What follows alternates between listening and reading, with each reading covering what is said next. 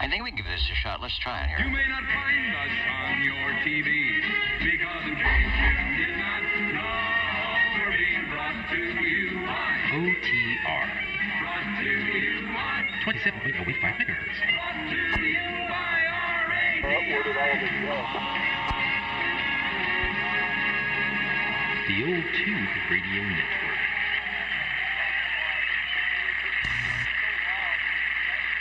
Okay, I just had to get an idea where the meter is going here. I've got something going on. There we go. On the output, it was pegging the meters. You shouldn't be doing that. Now I think we're okay. In fact, let's take a look at the radio and the meter control and all that good stuff. So, your Old Tube Radio Network tonight, Real Radio's glowing in the dark.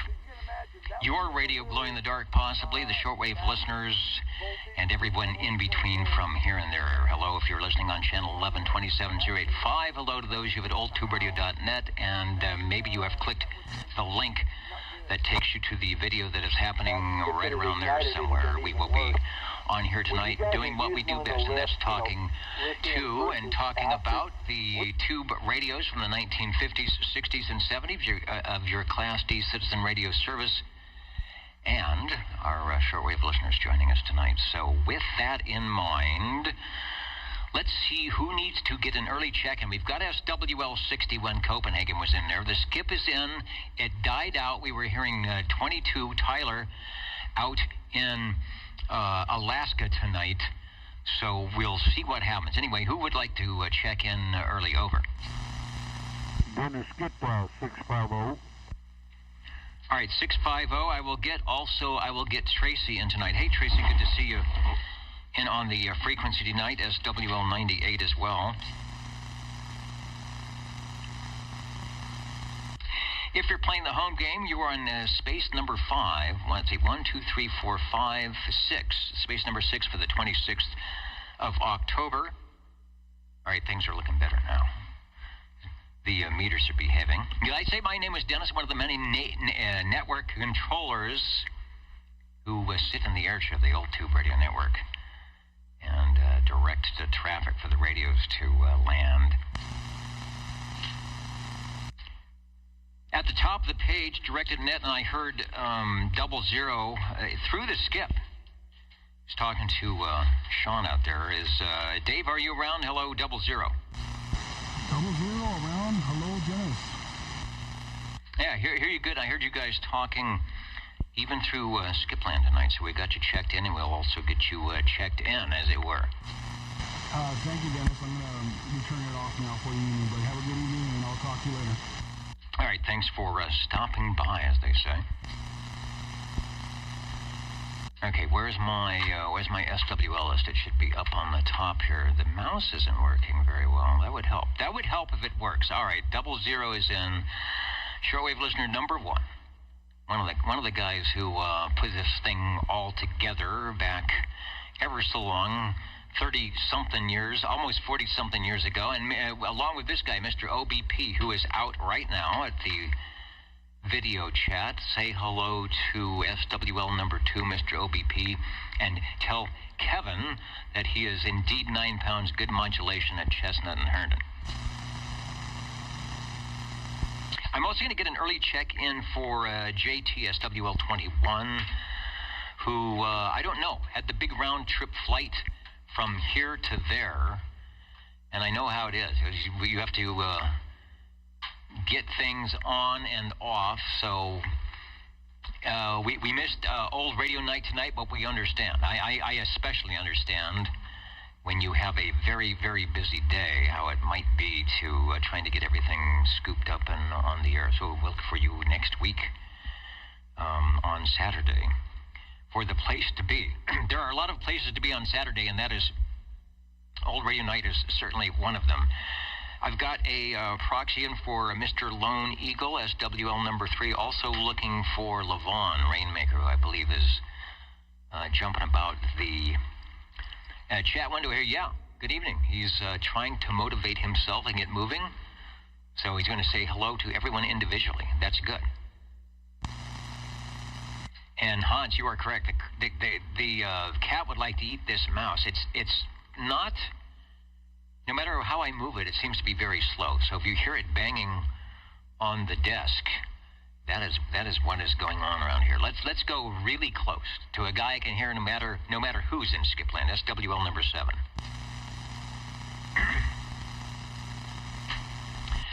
And we'll put a proxy in for 7. He may be in a bit later. Levon is in. Looking for the Jumping Dolphins. How are things in North Idaho tonight? Looking for Chrissy and Dwayne. Also, hello to Albert, saying he's got a game tonight, but the gang in Squamish, BC are waving a hand and will be out and about. We were hearing at the end of Skip, the Gray Line, we're hearing Alaska. I don't know. Could be getting some of the short E skip tonight. We can only hope. The dynamic duo, Cornbread and Dapper Dan, SWL 11 and 12, are probably lurking about somewhere. Yeah, they are. Is checking in, looking dapper, feeling dapper. I've got the October suit on, with a little bit of pumpkin colors going on. So that's about as dapper as I can get to be appropriate for the season. Thank you guys, 11 and 12, Dan and Dan. Looking dapper. Let me get the official check-ins here. Let me see if the Cobra is online somewhere. He is very stealthy. Sometimes he'll be over at oldtuberadio.net. Sometimes he will be live. Sometimes he can be on the video side. Don't see him just yet, but he'll be there. Also want to check in SWL 111, Robert, who checked in during the skip zone. I bet if he were out there now, we would hear him loud and clear. Would he hear us? Not sure. Also, let me check in. Who else? No, we can wait for those. Directing that roll call. We are on page 1 still, looking for, I got a SWL 14 out in Sanger. Hello, Sean. I heard you guys talking out there. Yeah, we were having a little chat through the skip, and it was coming in heavy all day today. I heard all over the place and talked a little bit, and I'm glad it finally died out for the OTR. That's what I was looking forward to this evening, Dennis. Yeah, we had big sunspot numbers.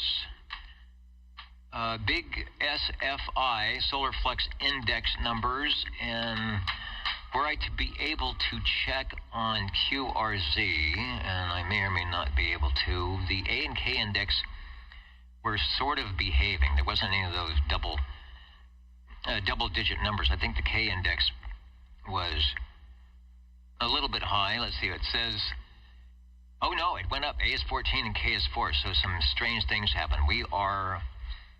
And the band condition, the geomagnetic field is active, so it's interesting that we had the amount of skip that we did. Anyway, you are sounding good, and there'll be plenty of room on the list for radios tonight.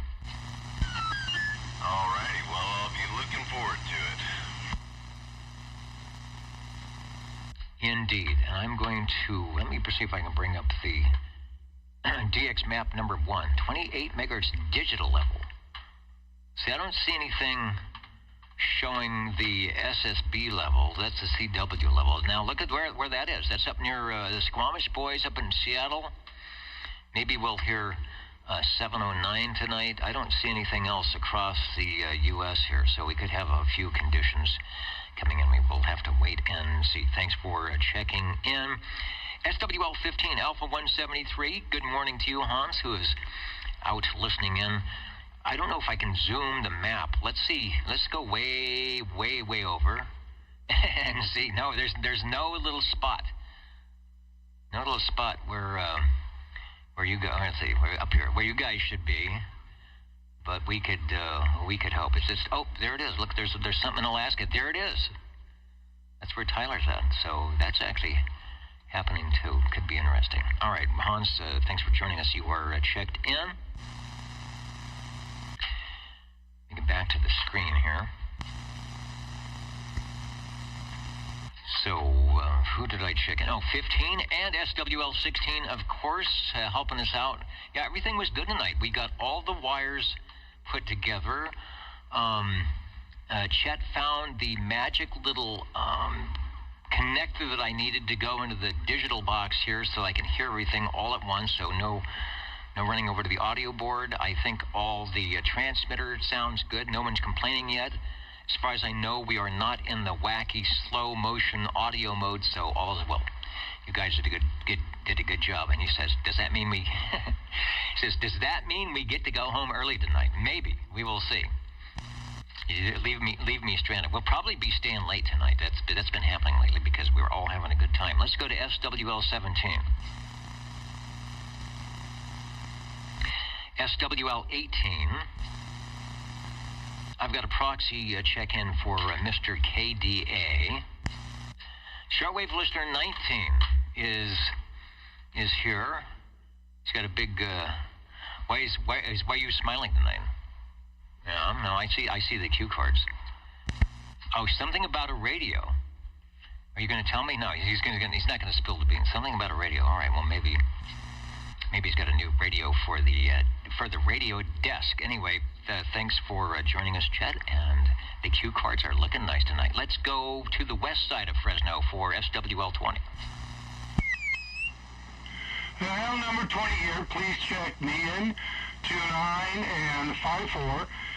And I'll have a radio of interest tonight. This one, that will be for sale. Thank you. All right, sounding good. We can hear you fine. If you need to take a short nap, now is the time to do it, because we'll be back in about 45 minutes doing the radio. Sounding good in this neighborhood. Shortwave listener 21 from the depths of the Wasama swamps. JT, I hope you are, like you said, in your comfortable position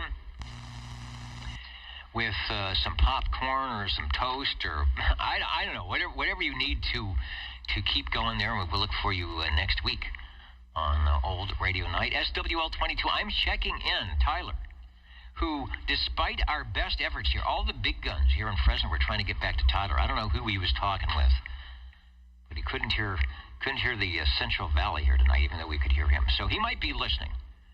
It says we still have some conditions that way. So thanks, Tyler. Let's go to SWL 23. 23 is good do. I think has promised us perhaps another appearance from the Espresso Trucking Company, doing their apropos tune for this time of year. SWL 24. I'm going to Joseph checked in. Maybe he checked in early. He does that. And sometimes I miss out on it. I want to say hello to Standing Stone 1776, joining us online. John saying, I need a little foam pumpkin over your microphone item. Yeah, that would be cool. I could... About the closest thing I have that's orange is those old 76 Union antenna ball things. That might work. There was the pumpkin. I don't know what happened to the pumpkin this year. It didn't make it into the control room. Hello to UDX 111. Ken listening in and saying hello radio to the gang here. Catalyst UDX 122 saying hello radio. Thanks for joining us here on the Old Tube Radio Network. Who else stopped by? I know there were some others. Oh, 31 and 32. We'll get you guys in, no problem. Jesse, BC 753, standing by, checking in, looking good on the audio-video stream tonight. Other stations jumping in. Project 224. Well, I hope you are concluding 224 and are ready for Project 225 in the near future. Kenny, I see you in there. We'll get you checked in. 64 is there. We'll get you checked in as well. And 59, Uncle Hairball also in there. So if you make it, you will be there. There is 10 and 30 officially. Let me put the X's in the official digital square and the audio square as well. Hey guys, stay tuned. Stay tuned up there in northern Idaho. We've had some reports that conditions are possibly in the Seattle area, up in Anchorage, Alaska, and maybe heading your way. Let's go to SWL 25. I will get Jerry checked in. He checked me in Wednesday night on the Wednesday night 10-meter net, and gave me a good report, so we'll get him in. Over to Studio G, page 2, SWL 27. I just realized I had my crossband audio down, so hopefully I didn't miss anybody. If you're out there, try it again, because I'll be able to hear you now. How about out to Sacramento, where I know you had a great day as we did down the valley piece, SWL 28. What is on the Sweet Tooth menu this evening, Gary? We will find out. I've got the Sennheiser microphonium up and running. Sounds pretty good tonight. I think I've finally got the hang of this and figured out where to plug everything in correctly. 75 today. Well, we had about a 78, I think. Having an RC in the bottle. They still do that? The big bottles. Remember, open the door. You put in your dime. You'd open the door or slide the door open and pull it out of that little machine. I used to fill those up. That was my job at a hardware store here long ago, to put those in the machine. You'd have to open the back and put them on this little conveyor rolling thing. And we didn't, and then it had, the machine was refrigerated, so if you put the drinks in warm, it would take a while. You'd get complaints when people pull the drinks out and they weren't cold. Got the RC in the bottle, some cheese puffs. Watch out, we're going to have orange fingers on the D104. Someone ordered 50 pumpkins instead of 5 for the green room. What now?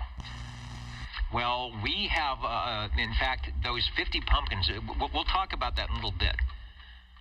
Steve is helping us out in the red and green limo with the pumpkins tonight. So you can never have too many pumpkins around Halloween time. Thank you, Gary. We've got a proxy check-in for Mr. Loner, SWL 29, and of course we've got 30, and likewise SWL 31, Robert and Teresa joining us from where I hope there's a little respite from the wacky weather. I have a feeling we could have heard you guys today were you to be on the radio. We had a lot of skip coming in from that area, as Sean said, most of the day. Of course, everything is away now, so we can hear the local stations. Listening for SWL 32. SWL 33, myself and Bozo Control. Well, that was a half-hearted honk of the proboscis. Let's go to Jimmy, SWL 34, Railroader and Captain Chaos. We will get you guys checked in from way over there near the big lake. SWL 35 would be Mr. Bill. I'm checking the screen. Let me refresh my comments. He would be coming in from, I'm sure, cool Cheyenne, Wyoming tonight, where he'd be around. I do see Michael. All right, Mike, we get you checked in, SWL 13. Jumped in 2 minutes ago. All right, you snuck in on me, no problem. We'll get the X in the square. Over to shortwave listener 36. Out here in Fresno, SWL 37. Hello, Chris. And is there a ball game on tonight? Is it movie night? And there's 23. And yeah, I do not know what happened. The talking Mr. Pumpkinhead that should be behind me, or in front of me, maybe that would look better, did not make it into the studios this year. I did see it around the building, and then I kid you not, it disappeared. So as we mentioned, we are hoping that we can keep the spirits alive tonight, as well we may conclude with Espresso Trucking Company Reprise. That should be a good thing. No pumpkin can outdo that. Let's go to SWL 38. Sam, I did see you. I didn't hear you, but I saw you on my list, so I will get you checked in. Over to shortwave listener 39. SWL 40. SWL 40 checking in. 40 checking in and sounding pretty good on AM and FM, and we're putting the X in the square over. And please give 37 a proxy. Oh, I will do that. He's right there. I'll give 37 a proxy. And do you have the FARC info once again? Oh, yes. The swap meet will be November 9th at 2944 Phillip Avenue, Clovis, California, at Lion Automotive. All right. Speaking of Lion Automotive, I hear the train going by. They didn't toot the horn. What happened? I'm sorry, I had a train going by. What was that? I was just mentioning the train going by, but they didn't toot the horn tonight.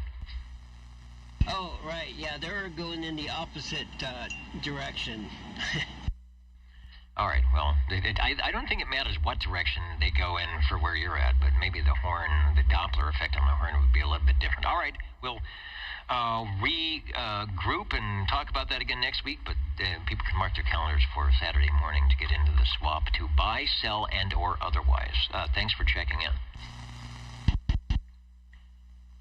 We go next to SWL 41, Road Dog 507, somewhere in New York, with all the crew out there. Also, while we were here, Neil, I see you. If I get my mouse down the page here to 147, we will get you officially checked in. What is going on tonight? Good conditions on 38 lower at 789 Idaho till 10:30.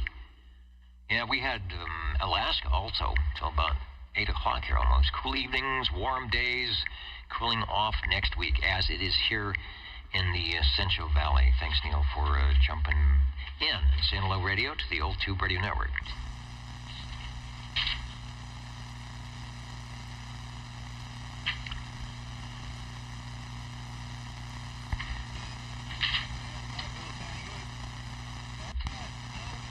I think I hear a hippopotamus coming through. We have, let's see, we called 41. Let's go to SWL 42.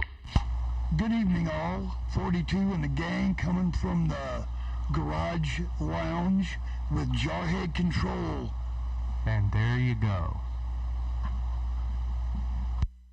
Wherever you go, there you are. Sounding good. And we will look for perhaps some more tubescence coming out of that location. Can't miss it with 20 or 30 over and then some. Thanks for checking in. We've got you. Appreciate it very much. You betcha. All right, I think they're doing some dual microphone trickery there. Let's go to SWL 43. Up the hill and around the corner to 360, SWL 44. I'm going to get Ray checked in. I heard him Wednesday with no problem. It was on Wednesday with no problem whatsoever. There's Road Dog 507, SWL 41. I see you on my list. I will get you officially counted and amounted, as we say at the end of the program. What is going on out that way? Of course, the Orange County React. That's in Valley, New York. Bidding a good evening to everyone. Also checking in Paul and Kelly, SWL 45 up the hill. Hope all is going well up there. Great weather to be doing anything that you want. Looking forward to hearing you all on the air soon. Over to SWL 46. Shortwave listener 47. Good evening from the Radio Lounge. This is SWL 47, where we just recently got back from today's 9th annual Carmel by the Sea Pumpkin Roll, where they get the most delightful, well-dressed, or I should say well-costumed small children rolling pumpkins down Ocean Avenue in Carmel. And let me tell you, it's rather disturbing how dangerously the velocity is going to increase on pumpkins when they're rolling down 2 blocks. Pretty scary. Small children and speedy pumpkins. It makes for good entertainment. Not as good as vacuum tube radios, but it was still a delightful morning. Okay, now I hesitate to ask, so in your 25-word or less answer, what happens at the end of that 2 blocks? What happened? Where do the pumpkins land? What happens there? Hay bales guide the pumpkins into a trailer where they get donated, I think, to some animals or something. Okay, so there's not some Splatosaurus thing going on, or they're rolling into random Buicks. It sounds like they have it all planned out, and a good time was had by most, perhaps not the pumpkins. You are sounding good, and we've got a pumpkin in the square for you. Thank you, sir. I appreciate it. 73. The Old Tube Radio Network is what you're listening to, OTR.net, where you can hear an audio stream of this if you're losing it direct. Maybe you can't hear it direct at all. There's also a video link, and we will have, when we can, photos of the radio's, likenesses of the photos of the radios checking in a little bit later when we start talking tubes. My name is Dennis, the net controller for tonight. Why? Because the suit and the tie fit. That's how it works, I guess. There's no skill involved. You just have to fit the suit. SWL 48, Sammy checked in via Facebook. Let's go to SWL 49. Hello, Dennis, 49er, Mr. Smitty, and Sweet Country Mama. Hello, Dennis. Hoping you're having a good one. It's been a while. we are checking in and wishing everybody a spooky and great Halloween. I think it will be spooky and great, whether you're rolling the pumpkins up a hill, down a hill, off the porch. It should be good. You guys are putting in a great signal. The audio sounds great. It is good to hear you on a Saturday evening. Sweet Country Mama and Smitty, we are sounding good. 49's checked in. All right, we do thank you much. Yep, we're on the old Motorola System 500, so glad it's sounding good. You guys all take care. Indeed, the Old Tube Radio Network. Let me say hello to our wideband, sideband crew. You can even do wideband AM if you've got the right radio. From, where is it? Let's see. I don't have my close-up camera, so we'll just do it this way. The best I can would be the ESSB audio punks. Jeff is listening in. Were I to have... See, I got rid of my microphone. Were I to have a mic flag, this would be kind of stuck to my face. Also, hello to the audio excellence of the Voodoo SSB crew. I'm sort of working the Voodoo AM radio tonight, and so I'm having a good time with that. So, Jeff, hello. Hello to you. I would imagine the 40-meter band has gone long, but here on the Universal Media Network and on 11 meters, we're having a good time with the local traffic, waiting for some radios to check in. Speaking of check-in, the check-in number 2. He's the only guy who can do it for the next couple of weeks. SW51, Dave out of Sanger.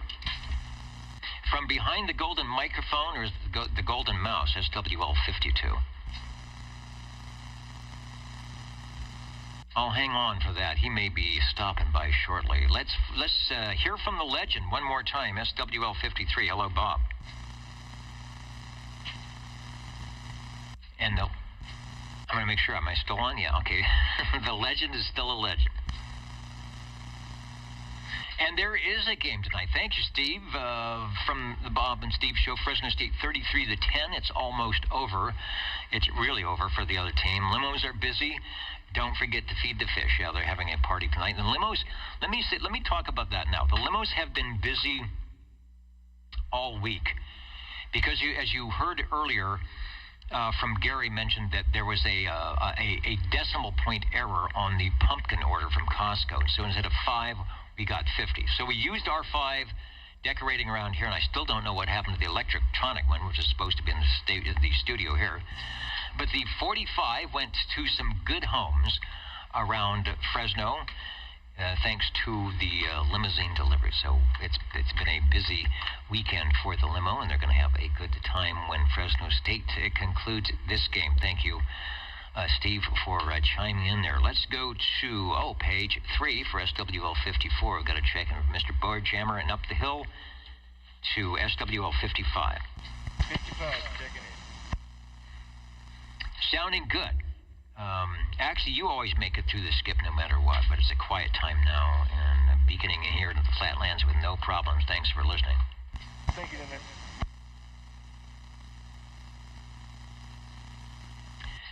And 23 Skidoo, wideband AM. I don't know. I don't have a scope. But I'm on the 6K, 7K plus tonight. So if anybody's listening on one of those super regenerative receivers with no filtering, they should get some wideband AM audio tonight. Yeah, I remember AM stereo. In fact, you could actually use 2 radios and 2 went off to the right and 1 off to the left, and whatever happened. That's the badge I need. It's like, whatever happened to AM stereo? You just never know.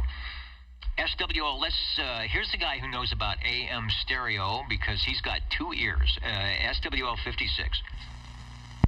Good evening, Dennis and Annette. 56, just for tricks or treats. Right. And that'll be happening. Tricks or treats coming up. This is not one of the years that we have an OTR on Halloween night, which is scary in itself. You are sounding good, Phil. Thanks for checking in. Right. And the breaking station, this is the Old Tube Radio Network. Go ahead. Dennis, am I too late to check in? You're not too late to check in. I will move up a spot or 2 for the 3 and the 7, where the X is being placed into the square over. All right, thank you very much. All right, thanks for stopping by. I'll make sure that you are duly processed here. All right, thank you. Okay, somebody had proxied you in, but we're putting the official X in the square. I want to say hello to who stopped by. Peter. Hello, Peter. 428. All the Squamish crew is jumping in here tonight, where we possibly could have conditions. The DX map was showing conditions up that way. We were hearing Anchorage, Alaska at the end of the gray line, but it's as you hear, it's very, very quiet right now. Let's go to shortwave listener 57 out there in central Kentucky, Brown Dog Audio. Is he ever going to check in? He's going to end up losing that 58 number, and then that's what's going to happen. He'll end up putting his ginormous beam up, and we'll be able to hear him. SWL 59, Uncle Hairball, who was in earlier, said, don't wait up. I could be napping by the time you get to 59. That could be the case, but he's got an X in the square. Let's go to Joe. Maybe he's stepped away from the game. SWL 60. Thank you much, sir, Dennis. Evening time to all the fellas out there on the band. Well, Dennis, I've had a good night for Fresno State. They beat San Jose 33-10. San Jose started with a touchdown, and Fresno State came back with a field goal, and it was Fresno State after that. 33-10. Big score. SWL 60 checking in. A big score and a good score tonight, so that's a good thing. And they were playing. Who are they playing tonight? San Jose, and that was the final. Okay, yeah, Steve mentioned it. It was looking pretty good. San Jose, one of the big rivals, I think, Las Vegas, Nevada. Although they may not still be in the same league, but San Jose is always one where a lot of the fans would drive, make the little 3-hour drive or whatever it is out to San Jose State and do the red wave. So don't have to worry about that tonight. Thanks, Joe. Thank you, Dennis. SWL 61 Dino. Copenhagen checked in right at the top of the net, and that skip was fading out. Let's try SWL 62. Shortwave listener 63.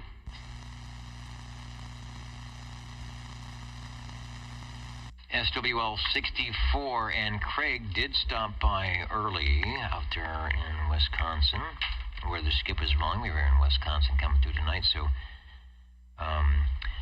Craig, we've got you checked in. SWL 65. Shortwave listener 66. Getting a check-in for SWL 67. Bill was listening in from Canby, Oregon.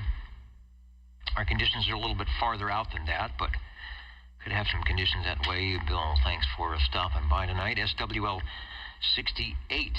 I did see Michael earlier. I will hang on for him, but I did see Kenny out in Tulsa jumping in on the video stream a little bit earlier, or I guess later for him, earlier for us. Kenny, if you're still watching, we are checking you in now. Let me head up the hill to Mark, who's putting in a good signal. He is amazing everyone on the 10-meter nets, which is with his great signal, and likewise here. Hello, SWL 70. Remember from last week putting in a good signal. He could be by a little bit later. SWL 70, when Stan is in, there is contesting going on this weekend. He didn't mention whether he's involved in that. Man, 40 meters last night after midnight.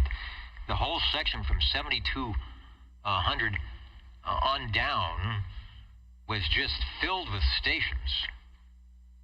Doing some type of DX with, the usual numbers and stuff. It was kind of nice to hear stations from all over and even out of the U.S. Let's go to SWL 72.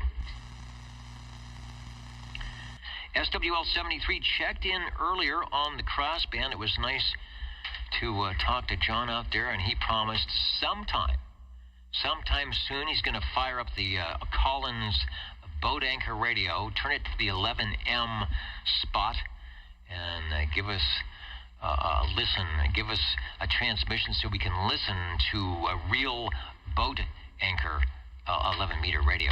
SWL 74, we get a proxy check-in from Miss Jilly. Red Fox 1 and the gang, SWL 76. Let's go to, and he is out there. I got him checked in, but we'll get a reconfirmation here. SWL 77. And 77, check it in. And we're going through the OTR Dennis dance over here with audio gear and cords and microphones, so hopefully we sound okay. And hey, we appreciate everything you do, Dennis.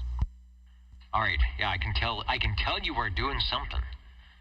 There is some, what do we say, some bigness, some voodoo. Where's my card? Some voodoo, some ESSB, something going on with the audio. We'll talk about that. Thanks for checking in. Roger, roger. It's a nice thing about these radios, especially the CB/AM radios. They're like little broadcast transmitters. So were you to have one of the models, and most of them were sort of pre-FCC, you better put in a compressor, limiter, clipper, and turn it way up. So there's absolutely no possibility that you'll ever see, let me put up the REA meter, that you will ever see any modulation. If you're watching the video, let's see if I can grab it here. Let me go to the REA meter only. So there you go. They have a way of course you want to keep your negative peaks below 100, which we're trying to do tonight. They had a little light. I'll explain that. The little light at 99 flashes occasionally. When you hit that minus negative peak, that is the end of the rope. That's zero line. Now on the other side, for asymmetrical modulation, there are some trickery. We're doing it here to get yourself to run, an average of 100%, but asymmetrically go above the line. And you can see we're hitting 110, 115% on purpose We could do more, but I think this probably works, and there are certain ways you can do that with your old tube radio by running some audio trickery. So it's like I'm doing or Dennis is doing. There's also little circuits you can put in that'll clip your negative peaks. And if the radio is tweaked and peaked correctly, you won't have flat topping and malfeasance. But as you hear with a lot of these radios, a microphonium supplied ceramic dynamic carbon crystal will often sound quite nice without anything else, because they are old tube radios, by the way. Let's go to SWL 78 Wild Wildemar. SWL 79 around somewhere. At least he was. I'll get Phil checked in. He was all over my AM and FM radios earlier. Baba Booey saying yo, yo, yo, and another yo. The yo, yo, yo man himself. Thanks for joining us here in beautiful Midtown Fresno, representing the Central Valley here on the old Tube Radio Network. Waiting for the tube radios to fire up shortly. SWL 80. Show listener 81. And I have to turn the page. I feel like, you know, whenever you watch the Philharmonic and they're, you know, tooting along or whatever they do, it's sawing the fill, and they'll turn the page. They'll somehow be able to turn the page and still keep up, and still keep playing the tune, whatever it is they're supposed to be doing. I'm not so like that. When I have to turn the page, I just have to stop what I'm doing. I haven't figured out how they do that. I'll have to talk to Michael, see how is it that you turn the page and keep on going. Let's go to SWL 82, who I believe is at another wedding tonight. I think he got the son married off, and now there's a cousin who's ding-dong, the bells are going to chime, so 82 is checked in a reminder that you can hear on when he is in the air chair and not attending weddings, not his own. On Friday evenings here in the Central Valley on 27.365 lower sideband, 36 lower sideband for the Ditch Banks sideband net, 8 p.m. Pacific Daylight Time. He talks a lot of skip. He's got a good station, and then takes the local check-ins and whatever happens after that. So, as they say, join him, won't you? Over to SWL 83. I wonder if JZ out there in Ohio is around tonight. Going to do the big item. We're going to get the SWL 84, SWL 86, SWL 87, and SWL 88. And that's, of course, Jerry, Cheerios Kid, Mountain Maid, Tandy Girl, and Snowy Owl. I'm looking to see if we have anyone listening from the Seattle area, because I know Snowy Owl is up there. We are listening tonight. Fresno, Belfast, Maine. Hello to Sacramento, Modesto, up and down the Central Valley here, Centerville, Virginia, Newcastle, Virginia, hello, Virginia, Edmonton, Alberta, the stations up in Squamish and southern BC, Yellow Springs, Ohio, Copenhagen, hello, Hans, I know that's you, and way up at the top, sneaking in the door at the top, the unknown SWL. We can see you through the bag, so get one of those double bag it next time. We won't be able to know who you are. SWL 89, SWL 90. Hello, Felix out there. 90 is in. I should say hello, Felix. SWL 91. He said, no, wait a minute. Yeah, okay, we got the X and the square there. I've also got SWL 90, 91. I forgot to put the marks down, so I think we get like a dime for everybody that checks in and goes into the Costco card fund. Or maybe it's more than that. I hope it's more than that. I mean, who knows? By the end of 2099, we could have $1 million in the OTR kitty. Have a really big party. Now, wouldn't that be nice? I'd go for that. Mr. Roman is in, SWL 92. Mr. Roman waving in a hand and checking in northern Idaho, saying it was beautiful today. And, of course, Dwayne and Chrissy are probably saying, well, it's always beautiful in northern Idaho. I was in, what's Boise? That's not northern Idaho, but it was nice as well. It was couple months ago, and the fires were coming up around from California. But if you ignored that part, it was indeed beautiful. Let's go to SWL 93. SWL 95. Oh, Felix, I didn't see your... Felix is decked out for Halloween on the avatars, emojis. I'm not sure what you would call them here, but it's kind of scary. The scariest one is the bozo, actually. Let's see, 95. How about SWL 97 out there in Boston? Hello, Jim, if you're listening. Tracy checked in early. So hello, Tracy. We're putting the official X in the square right now.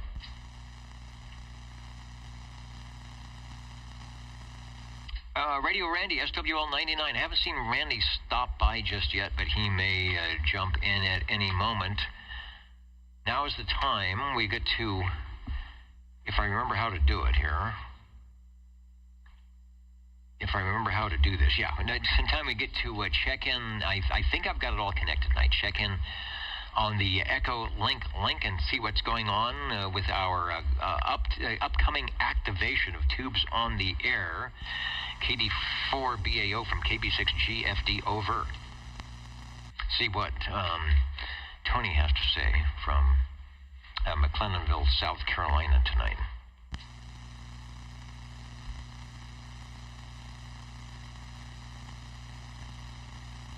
Uh-oh, am I not working? We'll see. I am connected, so we'll catch Tony in just a minute. Steve just refreshed a Pace 100B. Now he has 3 of them. I guess that's sort of boat anchor. If you duct tape them all together, right? You will have a Pace boat anchor. Trying to get the mouse to work here. Let's go over to Tony, John, SWL 102. And Tony, if you're listening, jump in any time. We will pick you up. 1000B, thank you. Oh, 102. I like that you did that. He's got the number 1. Sorry, I'm late. Check in SWL 100. 84BAO. All right. All right, no problem, Tony. We will get you checked in. Sounding good. I know you are ready to press the activation button. You were probably making sure that it was up on all the pages so people know where to go on a Saturday evening to hear the best in old tube radios. Thanks for checking in, and we will catch you next time on the Old Tube Radio Network, KB6GFD. All right, SWL 100, Tony checking in, and hello, John. As I was saying, SWL, the number ONE, the spooky face for the 0, and the TWO 102 checking in tonight, live from the Arkansas River Valley. And it's good to be live, because if you were on tape, you would have had to check in some other time. Is Joey around? SWL 103. I'm refreshing the page. He often checks in over at oldtuberadio.net, so 103 if you're around. We'll see if we can't get you. Over to Shortwave Listener 109. Good evening, Dennis. Crawdad 109 checking in. Hey, Crawdad, sounding good. I've put the X in the square. I don't know. I guess Friday night is taco night. I'm not sure what Saturday night might be. Maybe it's popcorn night. But I hope you got your fill and you are sounding good. Tonight was cheeseburgers, and I definitely got my fill. Oh man! All right, I was in the wrong line. I was standing in line for popcorn. Cheeseburgers sound good, and your favorite beverage and some fries or onion rings or something to go along with that. Sounds good. Thanks for joining us as always on the Old Tube Radio Network. Thank you, Dennis, and you're sounding great this evening. All right. SWL 110. Shortwave Listener 111. Robert checked in earlier on the oldtuberadio.net page. SWL 113. Shortwave Listener 114. Hello, Wayne. 114 checking in. Hello, Dennis. You are sounding good. I have placed the X in the square, and 114 is again on the road to perfect attendance. Thanks. Thank you for the check-in, Dennis. Let's go to shortwave listener 128. And John in Fairfax, Virginia, checked in about an hour ago. Listening in. And looking good on the old Tube Radio Network. Over to SWL 131. SWL 133. The Green Arrow, spooky as ever. Here on our, I guess, last pre-OTR of Halloween, SWL 135. Okay. Well, if this thing is working, and I'm not sure it's working correctly, SWL 135 checking in. It is working. I think I know. I'm not going to spill the beans, as they say, but I think I know what radio that is, and it is working the way I remember it. And there's no skips. We'll hear you just fine. Thanks for checking in. We got a check-in for 137. And let's go up the hill to Tony, SWL 145. 145 checking in. Thank you, Dennis. All right, thanks, Tony. Doing a good job, and I will take... I can't find it. I'll take a moment here. Because I tend to not look at the Friday questions early so that I will be surprised when they show up. So let's do them now. Provided by the station you just heard, Tony uses these on his Friday morning early risers net. So let's go. It says question number one. If you blew the final tube, I guess blowout, if you blew the final tube in your Heathkit DX20 transmitter, where might you have found another one? Now, I have a DX60, and I think the final tube is a 6146. The DX20 was there first. There was a DX40. So, okay, yeah, let's say you can't run out to the Radio Shack back in the 1950s whenever this came out. So you blew the final tube in your DX20. Where would you find another one? Where would you look? Comment. The comment, go ahead, over. I'd rob one from one of my Kenwoods. Exactly. Were there to be, I think the DX20 came first, but let's assume, and I think that is a correct answer. Let's assume it was just built, and maybe Kenwood isn't even in the U.S. yet. They haven't made the trip over along with the Yaesu and ICOM. So where you might find that tube, you would go to your console radio from the 1930s. Or you would go to your black and white TV set from the 1950s. Or your color TV from the 1960s. And I think we could probably maybe say, as Dennis did, you could go to your Kenwood radio from the late 60s and 70s. Or your Navy radar unit from World War II. Okay, you know what? It used a sweep tube. It's the 6DQ6. I was thinking it was 6146s, but it's like the Yaesu using the sweep tube. So yeah, find your TV set and pull a big sweep tube out of there, and you can do that as well. So maybe the Kenwoods did that as well. The 6DQ6 was the horizontal sweep tube used in black and white TV sets in the 1950s. Question number two. What U.S. city's police commissioner was the first public safety official to use radio-equipped vehicles? So, in what U.S. city did the police commissioner use their public service safety official used radio-equipped vehicles? So, obviously, they're not driving horseless carriages, and you've got to have a radio. A radio's got to be invented. There's got to be some frequencies designated for you. So where would that be? Any guesses? And you know it's got to be back east, right? They're the first to do all this stuff. So the answer would be Detroit. So you didn't want to be hanging around Detroit in probably the 1930s or 40s or whenever that happened, because they had that two-way radio and they would get you. All right, thanks, Tony, for the questions. Always enjoy that, and I rarely get them right, but we have very smart SWLs who are good at that. We got Neil checked in, SWL 147 moments ago. Let's see if Bobby is around, SWL 188. Good evening, Tom Dennis, 188 checking in. 188 checking in, sounding good. I don't know if you made it into the radio room today, but my guess is you were very busy because there was a lot of skip going on. I sure was. I had a little bit of radio time mid-afternoon and had to walk away. Indeed, yeah, it's that can happen. You just and I'm sure with the station you've got, you'll have all sorts of people trying to either pick you up or, as they say, drop the mall, and they won't be able to do that, so they'd give up too. Thanks for checking in. 10-4 evening time.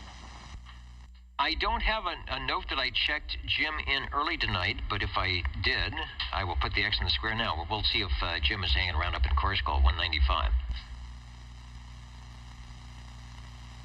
SWL 195.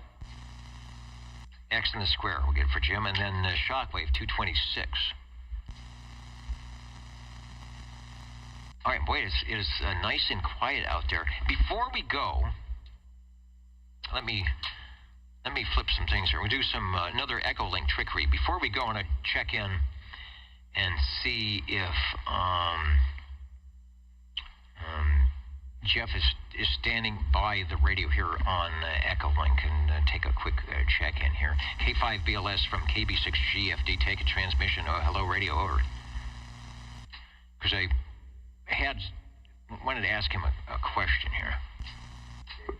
Okay, hi Dennis, and hello everybody. Sorry if the audio's a little bit low. Just wanted to check in on your Echolink here and say hello to everybody and make sure that your audio is coming through. But the mic flag on the headset was a laughable idea. I think it would not fit very well. Anyhow, I'm just going to send it back over to you. I'm sitting here playing with my new-to-me Sears Road Talker 40 sideband base station. Found the Sam's Photo Fact on the web here. Was surprised that as old as this thing is, there's no dried-out electrolytic capacitors. It's 97 hertz high on frequency on AM and 20 hertz low on sideband. So now that I know how to adjust it, we'll get it back in order. But it is sounding good and fully within spec, and nobody put their golden screwdriver into it. So this was a cherry find on actually on Facebook Marketplace. Anyhow, Dennis, back over to you. All right, sounding good. And the audio is really nice. Good fidelity and a good amount of volume, and a good find on the Sears Road Talker. I think you said it was a 40. I remember the Sears store here in Fresno when the FCC said you can no longer, we've got 40 channels. It is illegal. You can no longer, after a certain date, sell a 23-channel radio. I have no idea what that was all about. And they were blowing out the 23-channel Sears radios at $30 and $40 back when the other radios, like the one Jeff's talking about, would have been well in the $150, $200 range, brand new. So good to see that is working. And just to reiterate what we're talking about, here's the you're listening to the creator of the West Coast ESSB mic flags and the Voodoo ESSB audio flags. And I think if I'm wearing glasses, maybe I could put one on each side, because, yeah, you're right, that's a little ridiculous on the microphonium. Anyway, thanks for joining us tonight. Enjoy the rest of the evening, and thanks for keeping 11-meter radio in whatever form alive. And I know you will have possibly the opportunity to tweak that a little and put it up on 10 meters. That's okay. I've talked to a lot of the AM guys at 2900. They can slip a crystal into an old Johnson Messenger 2, get 10 watts out in the amplifier, and get it on 2900 even. You'll get to hear some of that as well. It's just you're going to have to use an external receiver, perhaps. Anyway, thanks for joining us, and we'll get back to the old tube radio net, 73 KB6GFD.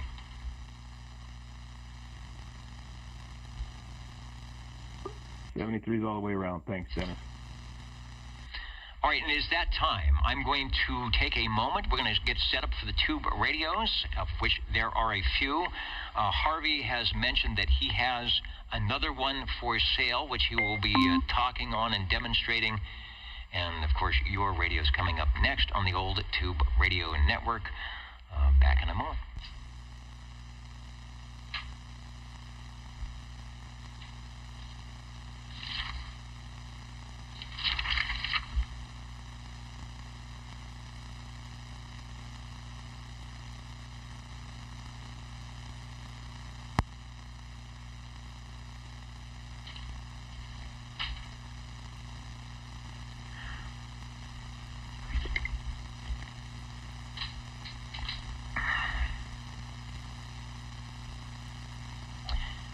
the problem with these headsets I got a question. Is oh boy, that everybody can hear what I'm doing because the microphone is attached to my mouth. I have a question, Dennis. Which Dennis?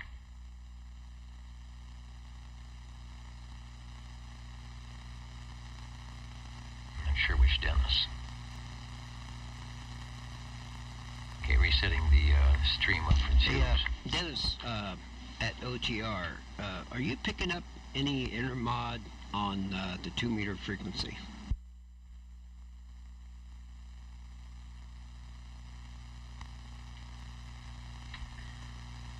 All right, let me grab the microphone here quickly because I'm doing some other stuff. No, actually, you would hear it because I have the volume and everything open. So if something comes through, we would actually hear it, at least on this part.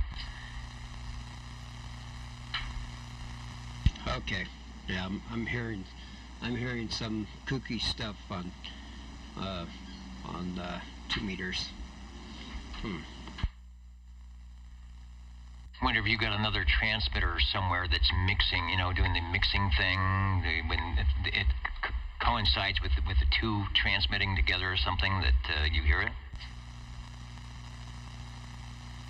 There's a high chance of that.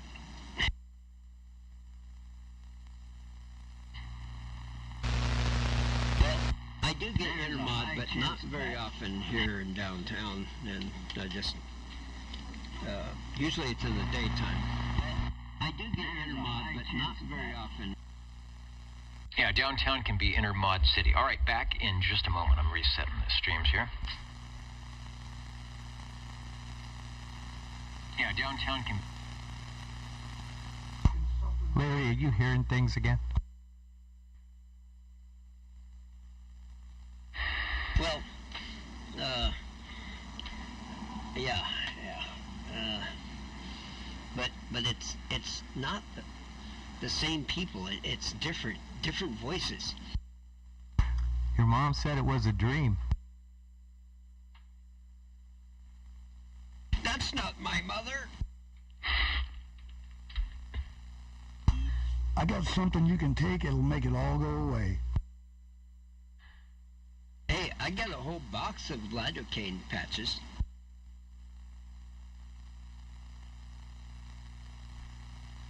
And then Stan Freeberg said, You may not find us on your TV because in case you did not know, we're being brought to you by OTR. Brought to you by 27.085 megahertz. Brought to you by RADI. The Old Tube Radio Network. okay, what's up? I think you guys are out of phase in the other studio. We are in phase right now for your radio check-ins. Of course, the special tube radio style check-ins, and then late 1950s when the FCC banged the gavel and said there will be an 11-meter Class D citizen radio service, whether you like it or not.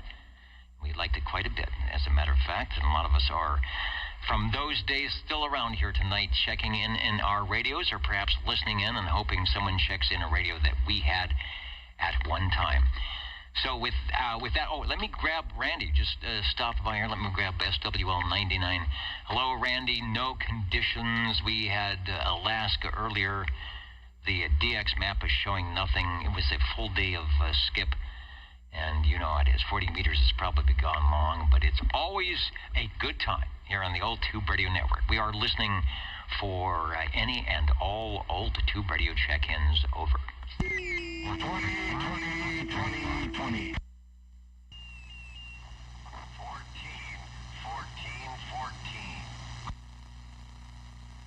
All right, there were a couple. I heard 20, and I heard 14, and there was one more. I will guess it to be 135, but I will confirm that.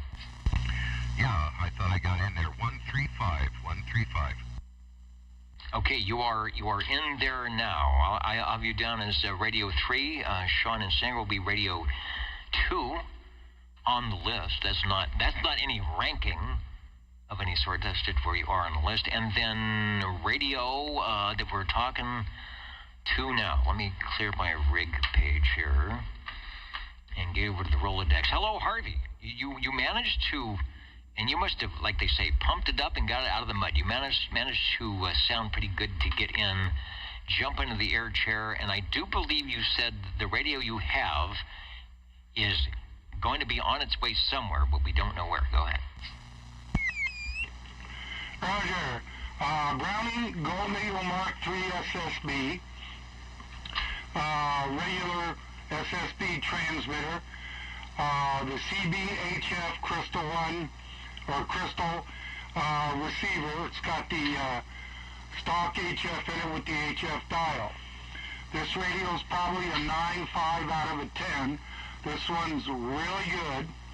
It's got a little dinky scratch, two little dinky scratches on the receiver, very small, and one on the transmitter. Okay, this has not been strapped. This one's, I guess, stock, best I could tell. I replaced any caps that I thought needed replacing. This one is really, really clean. I'm looking through the louvers, and I can almost see my funny face reflection off the chassis. I mean, it is in really good shape. Yeah, I shine a light in there, and it's really clean. Anyway, it's for sale. I had two others. They're gone. I just shipped one today, and the other one was gone a couple of days ago. The cabinets are in very, very good shape. Might have a small scratch here and there, but very good shape. Excuse me. No microphone unless somebody absolutely needs one. The price is $300 plus shipping if I have to do shipping. But I'd like it to stay around here. But it's in very, very good shape. I checked sideband with Cliff. Cliff using a amateur radio, and he was able to dial me in lower and upper sideband at the approximate correct frequency, give or take a slight bit. And you do have the VFO on transmit, so you could tweak it a little bit there. Anyway, any questions, somebody can get a hold of me one way or the other. Text me, call me, get a hold of me through Dennis in the net. But it's a Gold Eagle Mark III SSB in very, very, very good shape. Thank you, Dennis.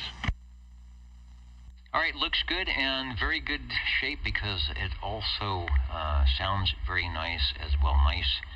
Nice and loud. I'm assuming you have it on the range boost. I don't know if you want to take a quick transmission without the range boost. I'm sure I would still be able to hear you, but we've got the gist of it all. It's the nice 23-channel unit from when did those come out? 1972 through about 1976, right? Yeah, somewhere in that neighborhood. Okay, the range boost is off. It does. Oh, I have to make a switch here. Switch. There we go. Right now on my meter, dosimeter, in the in the peak position, 5.5 to 14. I'm using a very old, unamplified D104 mic. It's got an old 1972 cartridge in it, original, I guess. And unamped, the mic gain in the transmitter is at 1/2. I decided to leave it there in case somebody wants to just throw on an amp mic, they'd have to kind of turn it quite a bit down. Anyway, this is in the stock position. I mean, no range boost position. Still sounds great. You're at S8 with a little bit of movement on the strange, funky bar graph S meter.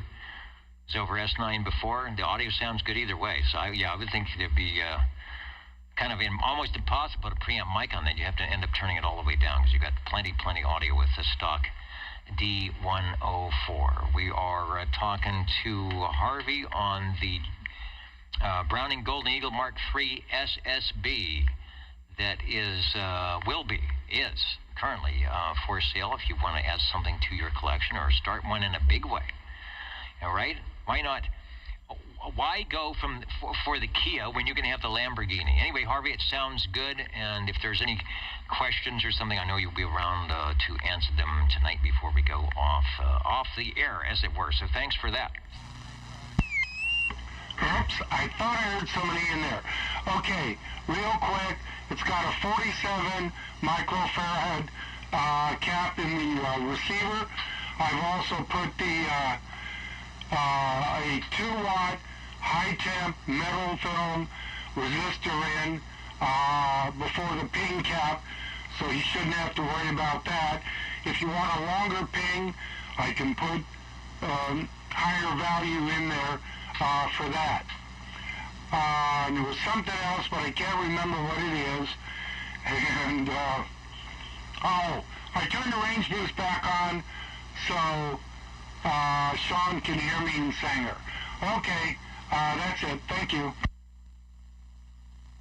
All right. Well, thanks to Universal Media Netweb, we're hearing you all over the place here on the old Tube radio network, and you are sounding good. Thanks for bringing the radio by. I'm looking for the right picture here. That should be the one. So thanks for radio number 1 tonight, the Browning Golden Eagle Mark III SSB. Doing a good job as always.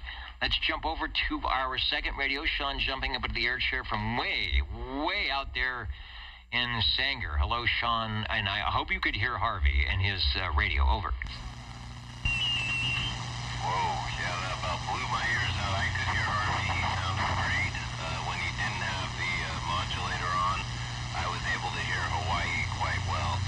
The skip's been rolling back in. The second OTR starts for the old tube radios, but I am here for the party, and I've brought the Browning 23S9, Browning 2700A receiver, and I'm on a amplified static hand microphone.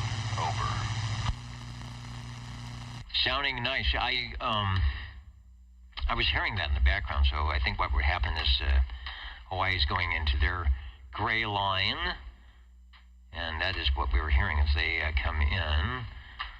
Let me see if we can get a shot of what Browning was doing in the very, very early 60s, and that was the rig you are on. It was the combination of the 23S9 and the R2700A was the one they put up for sale. 23S9 brings all channel operation to your base station, standing wave indicator, Pi network circuitry, TVI trap, and the 2700A, the world's most up-to-date CB receiver, and it was.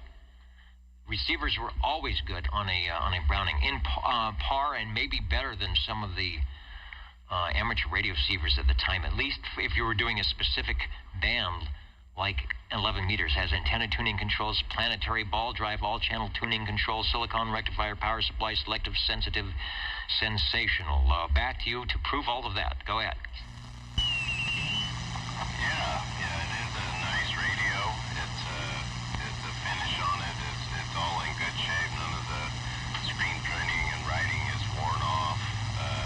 It is an early radio, and when I drug it in here, that's what I was thinking about, the Beach Boys. And I hadn't had it out for a little bit, but it's the end of summer Beach Boys radio for me tonight. Yeah, and it's definitely the end of summer. I think we definitely are having our first fall days here in the Central Valley, so it's been kind of nice to jump in and turn on all the radios in the radio room because it's been nice, sounding good. Nice, easy audio on that. You can tell it's a Browning, obviously, with the ping, but not overdone. I don't know if you can overmodulate a Browning, but it's not excessive audio where you're hearing your voice bounce off the wall, and it's done exactly the way they like it. Whatever coupling capacitors they had in the audio circuit in that, it's true to form. 23S9 R2700A. I'm going to say that's, and I'm looking to see if we have any. 1961 to 1962 from Browning Laboratories. The 23S9 transmitters were built with two different styles of channel selectors. The 23S9 brings all channel operation to your base station, and it looks good from 1962 to 2024. Back to you for transmission. Sean, thanks for bringing by radio number 2. And there's probably some people listening that have, or wish they could get one of those radios. Back to you. Yeah, I was trying to think there was something else I wanted to note about it, and every time I key up, I was immediately reminded that the ping on this radio, you've got to have the volume down or you're almost inaudible on your receive. If you've got it up moderately to where you can hear somebody, it literally will blow you out of your chair. So, thanks for the time tonight for the Browning 23S9 R2700A. Sounds good. Yeah, if you don't know, Sean described it perfectly. What you are hearing is, I guess we would call it feedback, as the transmitter is being heard through the receiver of that radio right in the room. So you get that squeal, you get that feedback like you would have in a concert hall from the microphone to the speaker. I suppose at the time it was considered a mistake, but it was something that caught on, and so Browning figured out how to keep it going and not get in trouble with the FCC saying, you can't have that noise on there. I don't know how they got around that, but it is the thing it is. Those of us who've been in the CB radio for a long time probably even tried to make our other radios sound like Browning by putting a little walkie-talkie next to the microphone and turning it to the same channel to get a little feedback. Or they had the the bobby pins on the D104 to make a twang. But that's the real deal. Thanks. Continuing on, Radio 3 stepping up into the he's bringing the spooky radio this time. Hello, Green Arrow, over. Yeah, if it will work, I'm bringing it here. Okay, from the Helicrafters Company of Chicago, Illinois, this is the Helicrafters CB1. Their first journey into the world of citizens band radio, made in 1959, so just about as early as you can get with these things. This is a one-channel only radio. It has a transmit crystal and a receive crystal for channel 11 in it, and that's all I can do. There's no meters, but there is one of the most interesting modulation indicators you'll ever see. It has 11 tubes, but the one we're most concerned with is the spooky 6E5, that's 6 Echo number 5, Magic Eye modulation indicator tube. Back to you. And thanks for those who are watching the video at the moment, or the replay of the video. I've sort of zoomed in on that particular tube. I see they have I don't know what you call it, the little vortex at the bottom. At least it looks that way. So they, rather than at the top, and I guess there's no specific, it doesn't have to be any particular way, but maybe because it's at the top of the radio, they pointed it down. I also focusing in on the really cool Helicrafters microphonium, like no other, with the little little cord going into the radio. But in 1959, the first 2 years of Class D radio. A lot of the radio manufacturers really took heart of what the FCC wanted this to be. Not an idle, hobby communications at all. It was business and personal use, almost like a telephone where you'd make a short call. You didn't license yourself, you licensed the station, so you had a base unit and mobile units that way. Or if you were in businesses, you may have had 2 station units calling each other, but that's the way it was. And you weren't going around trying to look for people to chat with. You were on the frequency, on the channel selected, because you had to be crystal controlled with your other units. Let me get the other picture here. For anybody who is familiar with Hallicrafter's equipment, you will notice that case looks familiar to like the speakers they had at the time. I think there was a Keyer unit that they had for their amateur radio products. So they were really smart to say, we have these cases, we have these parts. How hard could it possibly be to take, an HT32 or an HT37 that's a 80-pound radio with the 6146 tubes and running 60 to 80 watts to pare it down to 5 watts DC input and go for it. And they did. Even the knobs, I think the knobs, if you have an SX111 or a HT32 or 37, they're using the same knob, so they were pretty smart. Back to you for transmission. It's sounding pretty good. You've got to be careful, as you know, not to get too much audio, to modulate evenly, so you don't get those audio peaks. It will go into flat topping, but it has a sound. It's good radio. Over. Yeah, what is this? The CA95E microphone, I think it is. I think it's a Charlie Alpha 95 Echo microphone. It responds pretty quickly. Probably not the best audio. It goes into the back into an RCA microphone input jack in the back of the radio. And yeah, I decided to put the Magic Eye with the wedge down.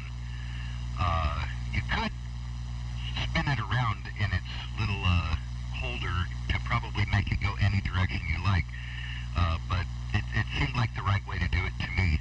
And the box, interestingly enough, they came up with this box for this radio. I found out doing a little bit more research, and it was later on, like I said, this run of radios was only made in 1959. By 1960, they came out with the CB2, which is in a totally different box and stuff. But throughout the 60s, most of your 1960s Hallicrafters receivers would have an R48 or R48A speaker, and if you can find the R48 speaker, you'll notice that is the same box. So it looks like they may have made extra boxes when they made this radio, and converted it into a speaker box rather than the other way around. At least that's what it looks like to me from my research. Back to you. Good research. And that makes absolute sense. And it's 1959, and they're sort of rushing to get something built. I noticed I was looking at the 2 complement, all 6-volt tubes, and it's only 115-volt AC. I don't see anything that said it would run mobile.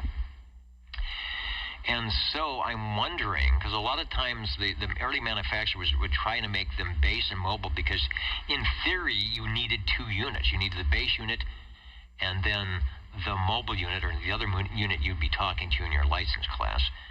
Now they did throw in a 5Y3GT. It has a rectifier tube, so it actually has 11 tubes. It's got a lot of tubes for an old single channel rectifier, final amplifier 6AQ5, which I think was kind of typical, and the 6K6GT AF output modulator. So interesting stuff on how they put. I'd have to compare it to like an HT32 or 37 to see what they were doing with that. And yeah, you were right. Sam's PhotoFax #1. They got in the door early, but they made page 59, so they're probably one of the last entries in there. Sounds good. No, I agree with you by putting the tube in that way, because it's pointing back down to the radio. So yeah, it does make a lot of sense. Over. Well, you know, the only reason I did it that way is because I do have a lot of other Magic Eye, you know, receiver-type radios, and they all seem to be set up like that. So I'm not sure which is the proper way or not, but that's the way it was on all my receivers that have a Magic Eye. So I just decided to do it that way. It may not be the correct way, but I think I did find a picture of one of these in use. Not my picture, but another picture on the internet where it was turned the same way. So I don't know. It seemed logical at the time. This is the seems logical at the time frequency, and we like it. One of my favorite companies, Hallicrafters. I grew up with the HT or the CB11A walkie-talkies. I've still got my FM 1000 AM/FM radio from 1969 and 1970, and affordable, good stuff coming in from the amateur radios. So they had receivers, transmitters. They built televisions.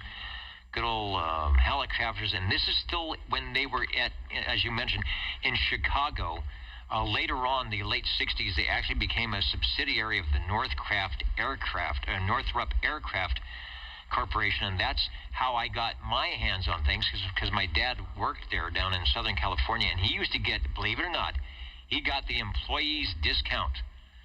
And I think he got the walkie-talkies for free, because there was some problems with them, but we got a boxes, and then when I ordered that FM radio, I got the employee, whatever it was, 10-20% discount. So were I to have not been in high school, I probably would have ordered one of their Hurricane 2000 or whatever their big $1,000 radios were at the time. But $19.95 or $29.95 I could afford for an AM/FM radio. The push-to-talk bar is cool. And did you say, one more thing, did you say you have to keep, there's no way to lock it down, right? You have to keep pressing it to keep on the air? Excuse me. Yes, sir. That is exactly what I am doing, and that is what you have to do. It does not have a lock to talk. You have to hold this thing down. So it takes two hands. It's one of the more cumbersome radios I have. This and the that Lafayette HA-15B I've got. Although that one does have a lock. The flush handle Lafayette. That one actually you can lock, but this one, no. It takes two hands to operate. You got to hold the mic in one hand and push the bar down with the other, like I'm doing right now, and like I think I did in the picture. If you've got my picture of it. And, oh, it's a very scary radio. Okay. Enough Count Floyd here. Thanks for letting me check it in. That's the circuit. That's all my Magic Eye radios. Back to you. And perfect enough, because this will be our last episode in October prior to Halloween, so you've done quite well with some spooky Magic Eye radios. They don't make them anymore. If you want them, this is a good place to come by, where they occasionally stop through, perhaps maybe more in March if they're green, and definitely in October, doing good for Radio 3 from Hallicrafters. Bill Halligan and the gang back in the day in Chicago, Illinois, in the CB1. After that, the CB2, and then the Little Phone series, which were, I think, really underrated. They're great radios. While I have it keyed up, I want to say hello to Boston 97, officially get 97 checked in, and likewise for who popped in here. Hello to speaking of popped in, Popcorn 913. And Red Fox 1, SWL 76. I'll get you guys checked in on the Old Tube Radio Network as we head over to the Jingle Singers, who remind us this is the place to be. How do you do, ladies and gentlemen? Greetings to you, wherever you are. For music and the latest news from home and from afar, the station for you is OTR, Old Tube Radio. The station for you is OTR. 77. All right, 77 and 14. Let me get a couple of SWL check-ins here. Officially SWL 97. Hello, Jim. And then SWL 76. Hello to Red Fox 1 out there in Johnson, Rhode Island. We'll get you on the list here. Thanks to the Jingle Singers for standing by. And on our radios. Coming up, head to the green room, Sean. We will get you in a moment. And stepping up in the air chair right now, Dennis. That ever-popular Dennis here on the Old Tube Radio Network at, what are we, about 9:34 with some great audio, which he will tell us about. Hello, 77. Good evening, Dennis. 77 on the old Cam 88. This one is one that Jerry had given me, and it needed a lot of love, so we sent it to Harvey, and he worked his magic. And I'm experimenting with some awesome Dennis OTR audio studio microphone, a 664. Jerry's over there on a RE20. Say hello, Jerry. Hello. And we're just having fun over here, seeing if we can make the Cam 88 kind of get along with some studio audio gear. Yeah, I had a feeling you were doing the, you can't fool me. I figured you were doing the dual microphone things that sound like you were both right on microphone. The Cobra Cam 88 that is probably set up audio-wise with the coupling capacitors, not like a Browning where it says, we will not let anything below 200 hertz pass because we want it to sound like a Browning. This is wide open. So if you're able to actually pump some fidelity into it, the radio will say, okay, fidelity in equals fidelity out. What is that, FIFO, something like that, and it does sound good. You're putting in a great signal as well, which you always do. There's the shot of the Cobra Cam 88, and let's see, you're going in through the microphone jack, right? Yeah, we're going through, actually, we have a Cobra 4-pin in the back of the radio and left the Amphenol plug alone. And, a little creativity with grounding and toroid beads on the audio cables, trying to keep the RF out of them. And I hope it's got, enough bass or enough treble, or maybe not enough or too much, I don't know. But, the old B&K Cam 88. I have another one that was my father's that I rescued out of my sister's garage, and remember as a little kid looking up, watching him shoot and skip on it. But this one came from Jerry, and Harvey did a really great job on it. And, well, I don't know, we thought we'd throw this together today and in a mad rush, and hopefully it's, somewhat articulate, I guess we'll say. No, it's nice and smooth. Definitely has the low frequencies you don't get. Sometimes an old radio will sound like an old radio, which is okay. It's like an old car, looking like an old car. It's a classic, no matter what. And apropos, let me go back to the control room. We have one of the Voodoo Audio crew who's going to appreciate this radio. He may even have one himself. I've talked to Mark before, who's listening. He's listening now up from Northern California, and he is a member, and we showed these earlier, of the Voodoo ESSB audio crew, and he's also the guy from the West Coast ESSB area, one of the audio punks, and one of the few stations that run some wideband sideband, and it will do AM as well.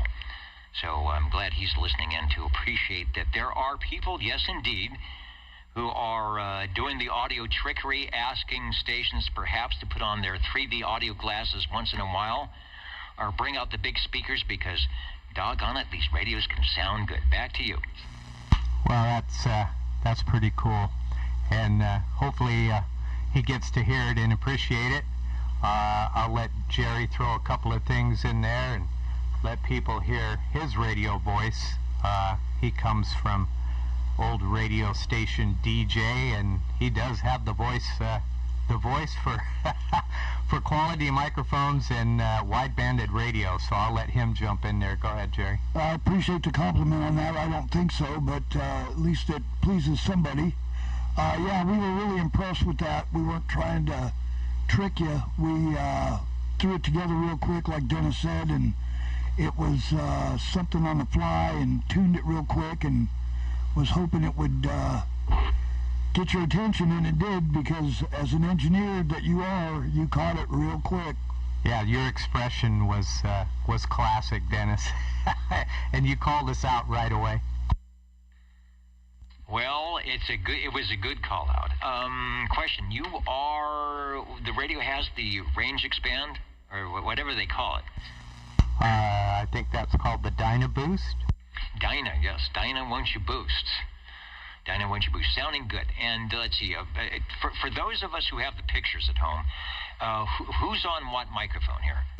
I'm on the one of Johnny Cash's favorite microphones from the late 60s, a EV or Electro Voice Model 664, and Jerry's on the fancy dancy high-end Electro Voice RE20, which is we'll say that's a studio standard all over the world.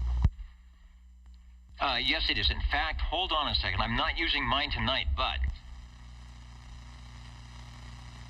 I had to jump out of the here it is. I put on the headphones, but there's the beast. This is an RE27ND, and I've got it in a stand. But that's what basically what they're using over there to get some great voodoo audio. All right, sounding good. I'm going to put this away so I don't break it.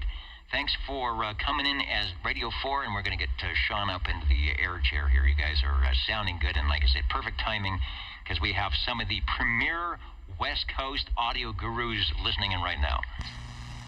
Well, I appreciate it, Dennis, and I tell you what, Saturday nights we really look forward to doing this, and appreciate everything you do. Go ahead, Jerry. So try to bring something new to it. We know a lot of people don't play around like this, and we like it because it's something different. And if you've seen this setup here, you'd be like, wow. It's a mic boom haven and studio mics along with everything else. So just trying to entertain. And having a good time doing it.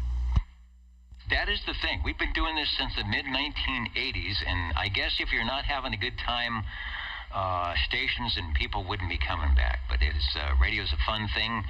Back in the time when there was no cell phones and you might have had a BBS on your computer running at 1200 baud or 300 baud, and this was so much more exciting. And maybe it still is. Thanks for stopping by. Thank you.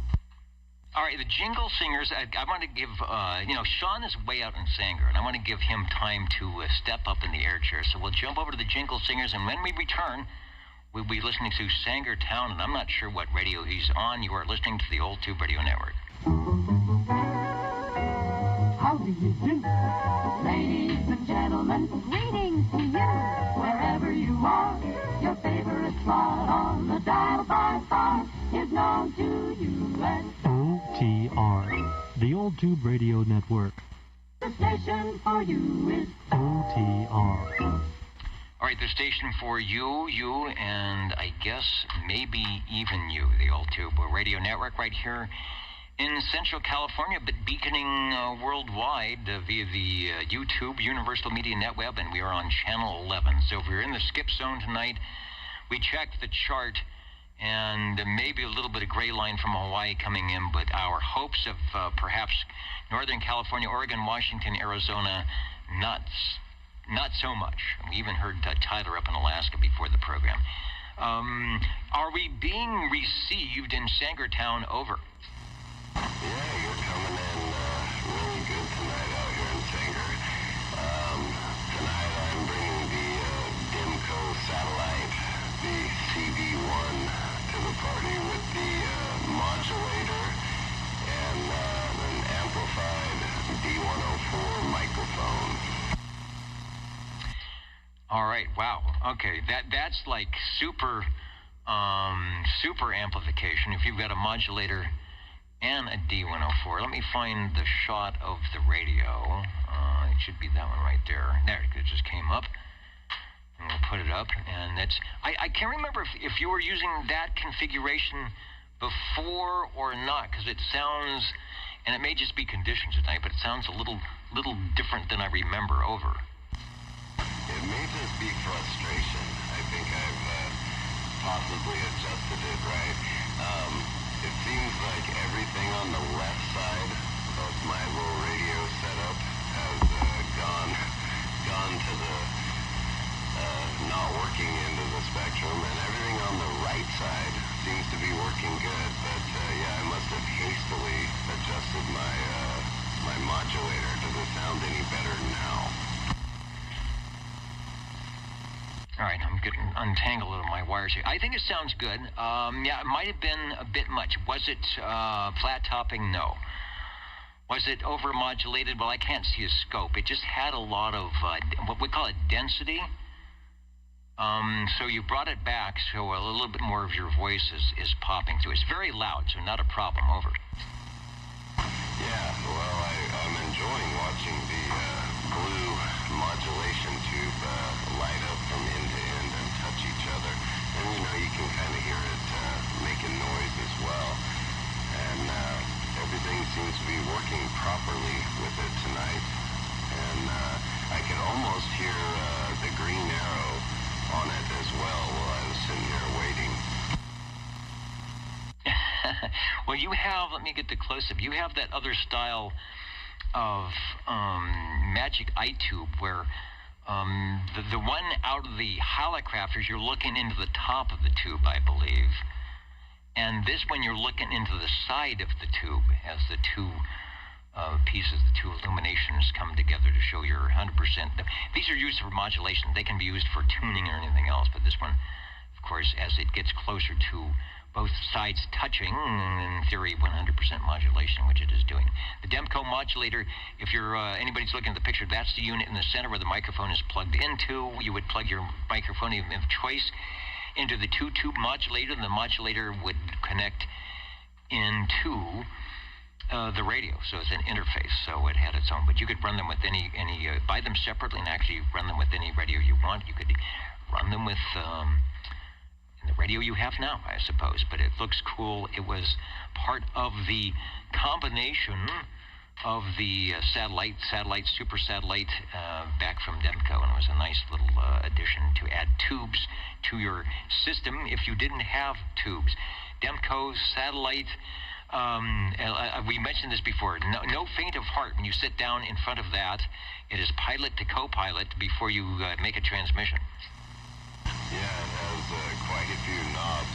One would want to probably routinely operate it, otherwise you might forget what's what and what to do.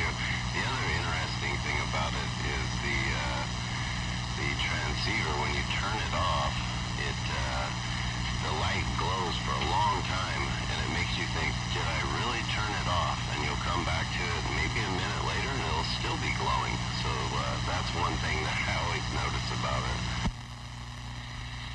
I wonder if does it have some, infrared or ultraviolet component, or perhaps just a capacitor that just takes a long time to discharge because it's not drawing enough, a lot of voltage or current out of it. I know some of the old stuff that had phosphorescent dials, you turn the lights off and the thing would be, it's still glowing at me here. So good stuff. Demco, the satellite, I spelled it wrong. I spelled it with two L's, but they spell it with S-A-T-E-L-I-T-E.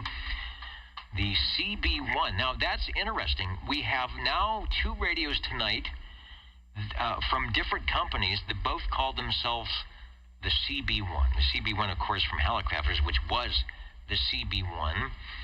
And their first radio from 1959. The Demco, definitely not from 1959, but I don't think this was their first. I could be wrong. I'll have to ask Harvey. You might know. I'm not sure what Sam's photo fax it was in, but this was also called their CB1. They had a CB1A, and then the Demco and Command, and who was ever manufacturing at the time. So maybe this was their first Demco before or after they were Command Electronics. Back to you for transmission. Always enjoy this radio. I never had one. I used to listen to one bleed over on Channel 9 for years and years in my early CB days from a REACT station that had one and used to cover the entire Southern California area doing traffic reports back when REACT was a thing. Back to you.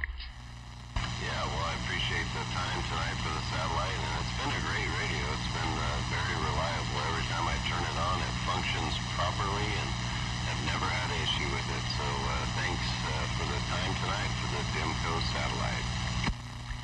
All right, and what more could you ask for from your old tube radio?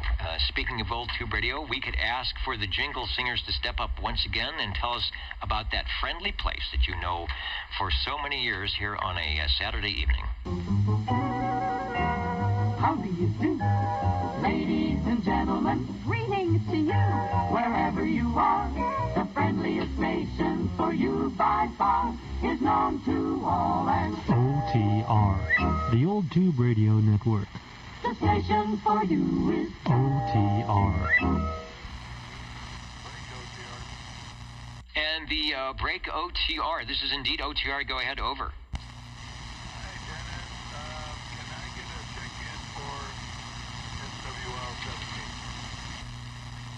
You can do that. I'm grabbing the first page of the roll call sheet. And indeed, where it says Carolina Kid, we're putting in an X in the square. Over. Roger. Okay. I have a old tube radio warming up over here, and we'll get it checked in here in a little bit. Okay, we will be, since it is my job to do that, we will be delighted to get it checked in, and I'll get you an official X in the square here on the Old Tube Radio Network. And the breaking station, this is OTR, go ahead. Hey, not a problem. We got you proxied in, or someone got you proxied in earlier, and then I thought, well, maybe did I miss you on the early check-in? And no, I missed you on the late check-in. So there's the X in the square. Thanks for staying up late for us tonight, and remembering the Saturday night place to be is right here on Channel 11. You are checked in, over.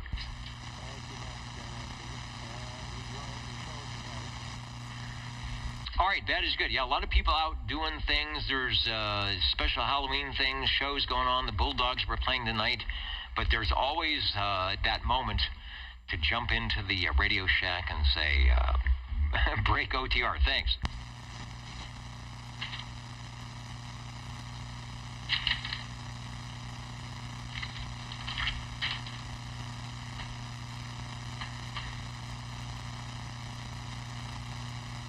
And it is quiet. I turned the RF gain up just a little bit to squelch out the noise, and now we don't even hear Skip Lynn.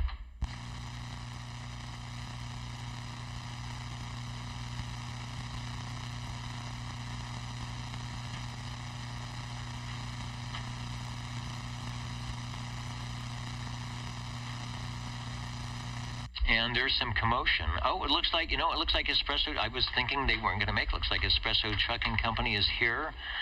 And so, okay, if they can set up in time, maybe we will have an apropos spookiness, some spooky audio for the upcoming event here on Thursday. In the meantime, we're having our own little spooky event with your tube radios, and we're listening for, I believe, it will be radio number 6.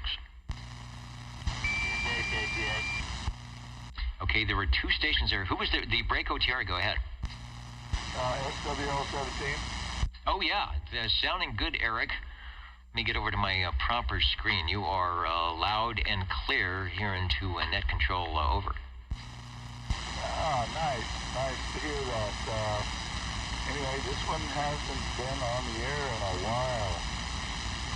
The Johnson Messenger 223.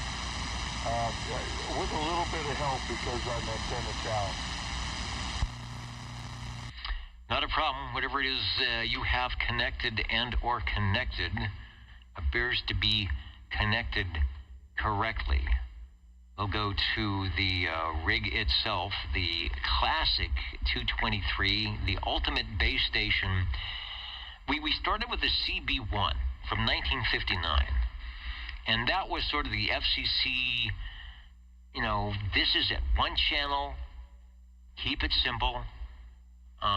Didn't even have a mobile version. And here, about 10 years later, is E.F. Johnson, who, like Hallicrafters, also made amateur radios, boat anchor radios, but also realized that there is a market here for the Class D. And so they have their version of the no-frills radio, but it's the big deal. It's an S meter and all 23 channels.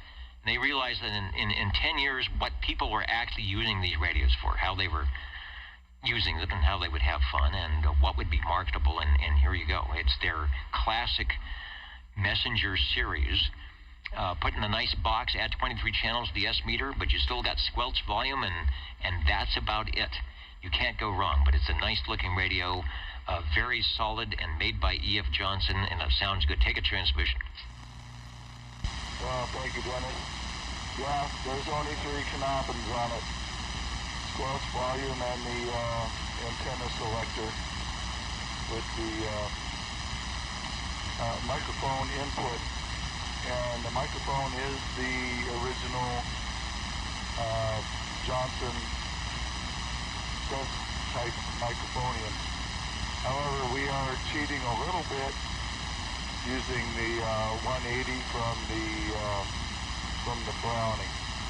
Again, only because I'm a little bit antenna challenged. It was interesting to hear all of the goings on today with the CQ Worldwide contest. And hopefully we can squeak in a few contacts tomorrow when everybody else has made their contacts and got through. Anyway, yeah, the weaky squeaky here on this side is wasn't any match for this morning, but there were stations all over the place from everywhere on lots of bands, all the bands. Anyway, back to you, Devin. Oh, absolutely. Last night, and I don't know what time it actually fired up on the CQ Worldwide, if it's, 0 UTC or something. I was on late, tuned in on 40 meters late, this after midnight. And I looked at the band scope on an SDR, and it's like, what is going on? And below 7200, it was solid stations, every 3 kilohertz, and then some on top of each other. And it was all, like you said, the CQ Worldwide, and it was all over all of the U.S. I was hearing stations from Australia, and probably there might have been some G0s and D0s and I's and whatever from Italy coming in. It was amazing. I hadn't seen 40 meters like that, and you went up above 7200, and it was just kind of, there was nothing going on, but very, very popular contest. Sometimes I think just the fact that there are so many people on the air cuts a hole in the ionosphere, the atmosphere. It charges things up, and it just makes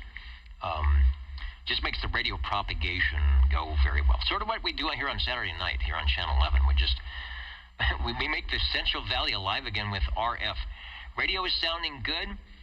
I'm not sure what antenna, you said your antenna challenge. There's an antenna conversation going on here on the chat on Old Tube Radio here, and they're talking about Stardusters. That's what I'm using, an older, what do they call it, M400 Starduster, which is basically a quarter wave vertical. And in theory, a lot of the antenna guys say a quarter wave vertical for DX and mounted properly in the right position is really a great DX antenna. Maybe even better so than a 5/8 ground plane if you do it right. So sometimes an antenna challenge, it all depends on where you are and how you do it, as you find out, especially with DX. But when you're dealing, and it's just like that on 11 meters, right? You're dealing with stations running running 10,000 watts. Good deal. I hear you either way. E.F. Johnson would be proud with your 5-watt DC input, right? You've still got a 5-watt DC input. We won't talk about the output. And I added a picture that shows the microphonium that you talked about that has the Johnson letters across the front. I think that was a Shure, perhaps, but the desk mic came with the radio. If you added an extra $15, made it a little over $200 back in the day. Back to you. I believe you're correct on the Shure microphone. It does have the Johnson logo right on the face of the screen for the microphonium. And Dennis, I want to thank you for doing what you do and keeping Old Tube Radio alive. Appreciate it. All right, indeed. And Eric has been one of our, what do they say, the long-time listeners and long-time transmitter guys. He was one of the first, along with Cliff, one of the first stations to prove that, yes, indeed, you could put one of these in your car and go out and take a transmission on the old tube radio network. Sounding good. Thanks, Eric, for, I believe, radio number 6. I lost, where did I put my radio page? Yeah, radio number 6 tonight on the E.F. Johnson Messenger 223. A radio we recommend. They're usually fairly reasonably priced when you can find them used, and they hold up well. No nonsense, not a lot of stuff to go wrong, and they look cool. Thanks.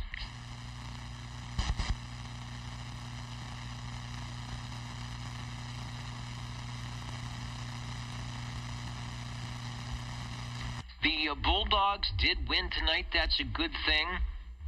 A lot of people out celebrating, doing good stuff. We won't stay in too long tonight. I'm going to do some counting and mounting, but we'll get as many radios checked in as possible. The Jingle Singers, of course, are here as always without fail. Ladies and gentlemen, time now for the current OTR totals. Well, now wait a minute.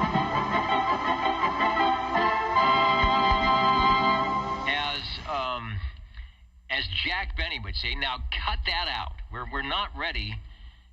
We're not ready to sign off just yet. I want to give people a chance to give one last radio, and I haven't counted and amounted yet. So we'll be back in a moment. But this is the old tube radio network. Sheesh, guys.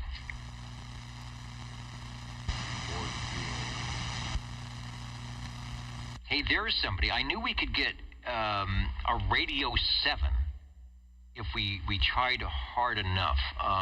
Sean, we still hear you out here in Midtown from Sangertown, so Radio 7 position is yours. Over. Break OTR.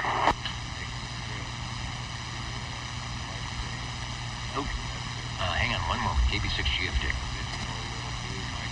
Roger, roger.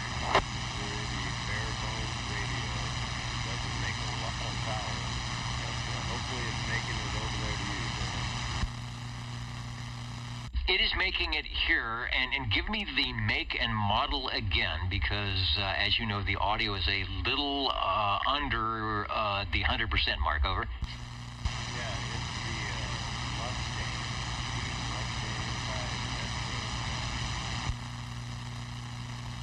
All right, I'm going to grab I think we have a shot of the Metrotech Mustang. I will, yes, and actually we have a really great, you might think of doing this. They put these LED lights on the bottom. I know it's not, standard stuff, but it really fancies, it makes it look very voodoo Halloweenish with its 1, 2, 3, 4, 5, 6 channels, I think. Anyway, back to you for a transmission. Hello, radio. I think we got you checked in 52 KB6 GFD. Yeah, thank you, Dennis. SWL, you are long I'm standing in the radio closet. I'm not even behind the golden microphone.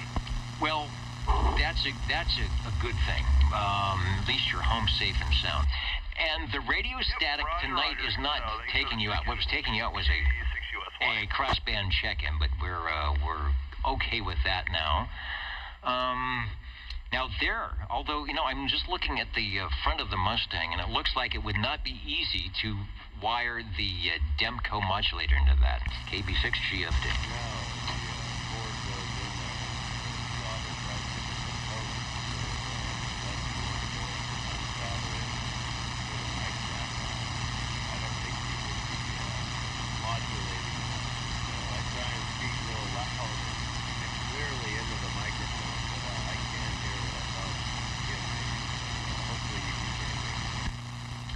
No, I hear you just fine, and we were talking about antennas. So were I to get my Stardust or something in the air a little bit, I could improve your signal-to-noise ratio just by, adding a little bit more signal on my end. But it is a good effort. This is a rare radio, the Metrotech series, and they were very, very affordable. I don't remember hearing a lot of them, but they were out there in the Mustang, of course. There was a car around that time as well that people liked. So the Metrotech Mustang, and I like. Let me get the full screen, because that kind of scary looking M for the Metrotech Mustang, perfect for the Halloween season. Now on our radio that we're showing here, there is a call letters with the Dymo label makers up to the front. I don't think this is yours. There is no nobody's calls on the front of that radio, right? Actually, it does have call letters. It's the KDR 6123 in green. Other than that, the radio is pristine. Well, that's funny. Okay, this is, and you know why you would do that? Because you, in theory, needed to identify the radio. Again, you are not licensed. In CB back in the day, the operator was not licensed, but the radio was licensed. So you, rather than wearing a badge, wearing a badge on you, you would stick the call on your radio, because it had the call. And this one is Kilowatt Papa X-Ray, KPX 7976 base. And that was a clue to whoever would step up to the radio, what they needed to say, KPX 7976 base to Unit 1. Somewhere out there. And then Unit 1, wherever they were, would say, this is KPX 7976, Unit 1 to base. And if you said that at least once, the FCC monitoring van around the corner would just tune away and leave you alone. But I digress. So they haven't made us a visit yet on the Old Tube Radio Network. And you know what? I think the monitoring stations, the FCC monitoring stations, of which there are probably none anymore, up and down California, Livingston and Long Beach, probably in the day tuned in to the Old Tube Radio Network and really enjoyed what was going on. What do you think? I think so, too. All right, counting and mounting here on the Old Tube Radio Network. One more? This is the one more frequency. I'm queuing up radio position number 8, over.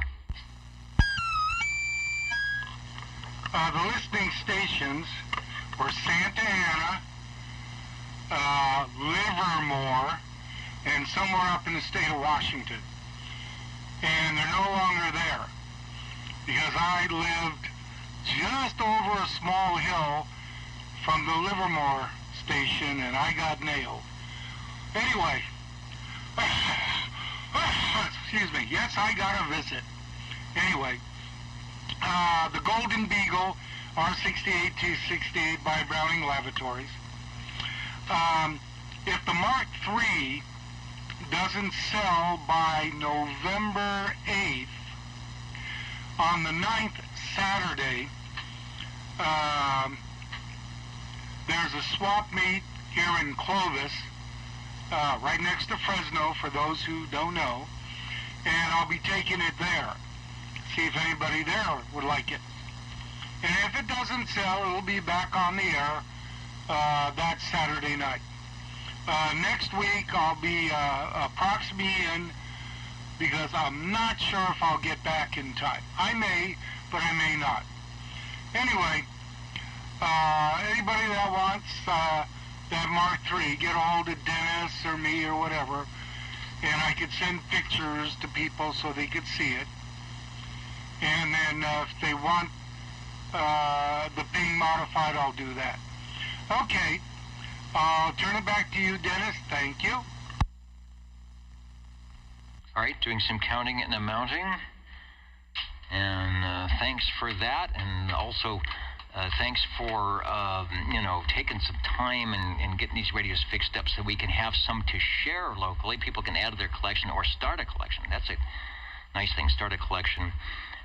There aren't that many for sale around. When we first started OTR, as you know, there were still a lot of people on the air here locally, and a lot of people getting out or saying, we're moving, we're going to get rid of the radio. So finding a used radio locally at a garage sale was an easy thing. And then it sort of got hard, and then eBay happened, the early eBay, where it was easy to find a reasonably priced radio. Maybe people didn't know how to ship them still. And that was easy to do. And then things, I don't know what happened. I hope we weren't responsible for that, the Old Tube Radio Network. Then things just got out of hand. And I guess, as you know, there are still some deals to be had out there, right? Roger, there are. Anyway, this particular radio, many years ago before eBay, was a garage sale fund.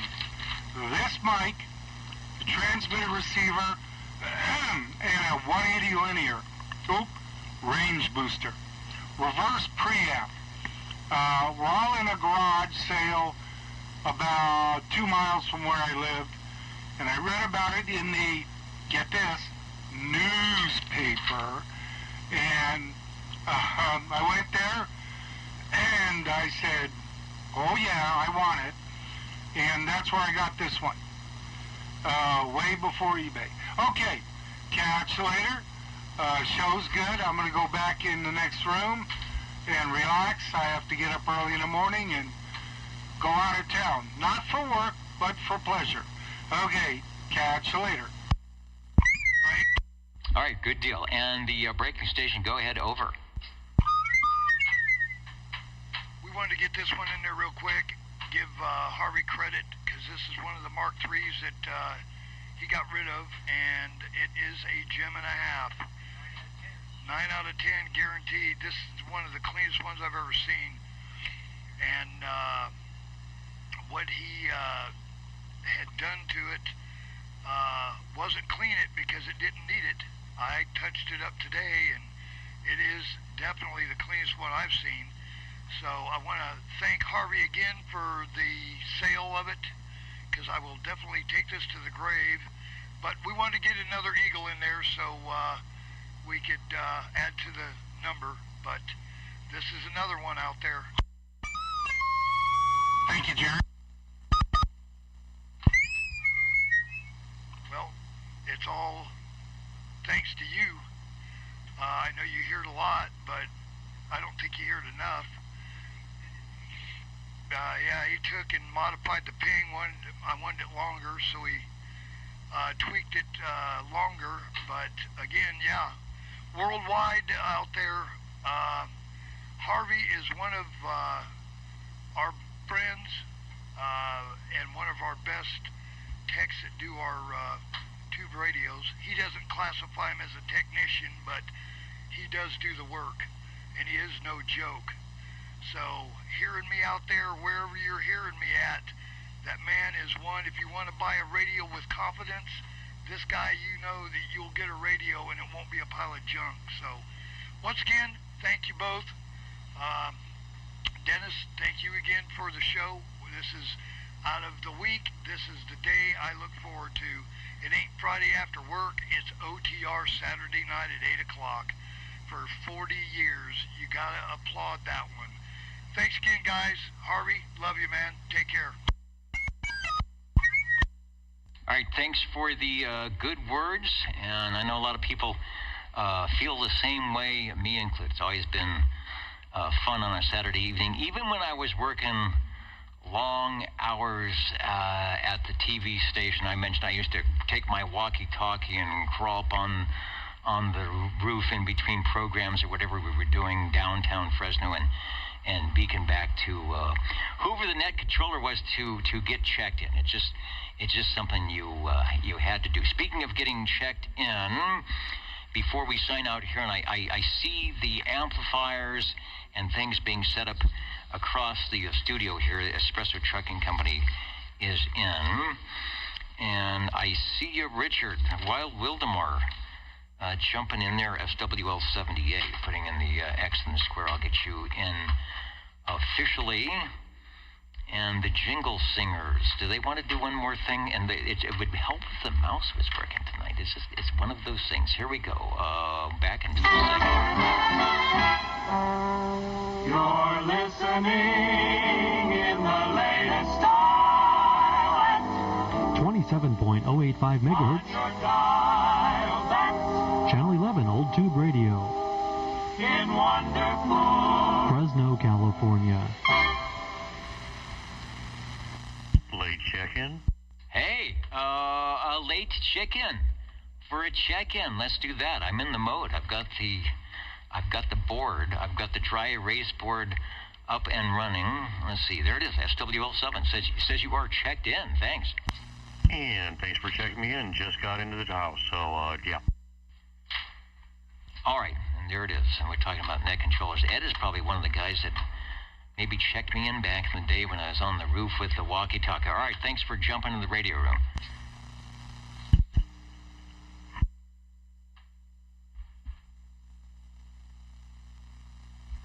Oh, I forgot by that.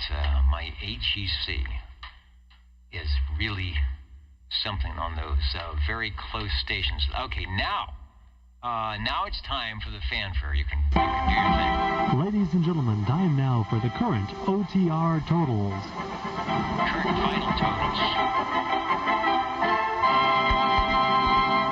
All right, well, the next thing I need to actually do here is figure out a way to get my push-to-talk to work, so I don't have to use the hand microphonium and keep this set going all the time. So let me find what picture I want to be that, and we'll find out what was going on here tonight. On the shortwave listener side, we had 22 on page 1, 18 on page 2, 15 on page 3, and 24 on page 4, for a total of 39 on the list check-ins, and of course a host of others.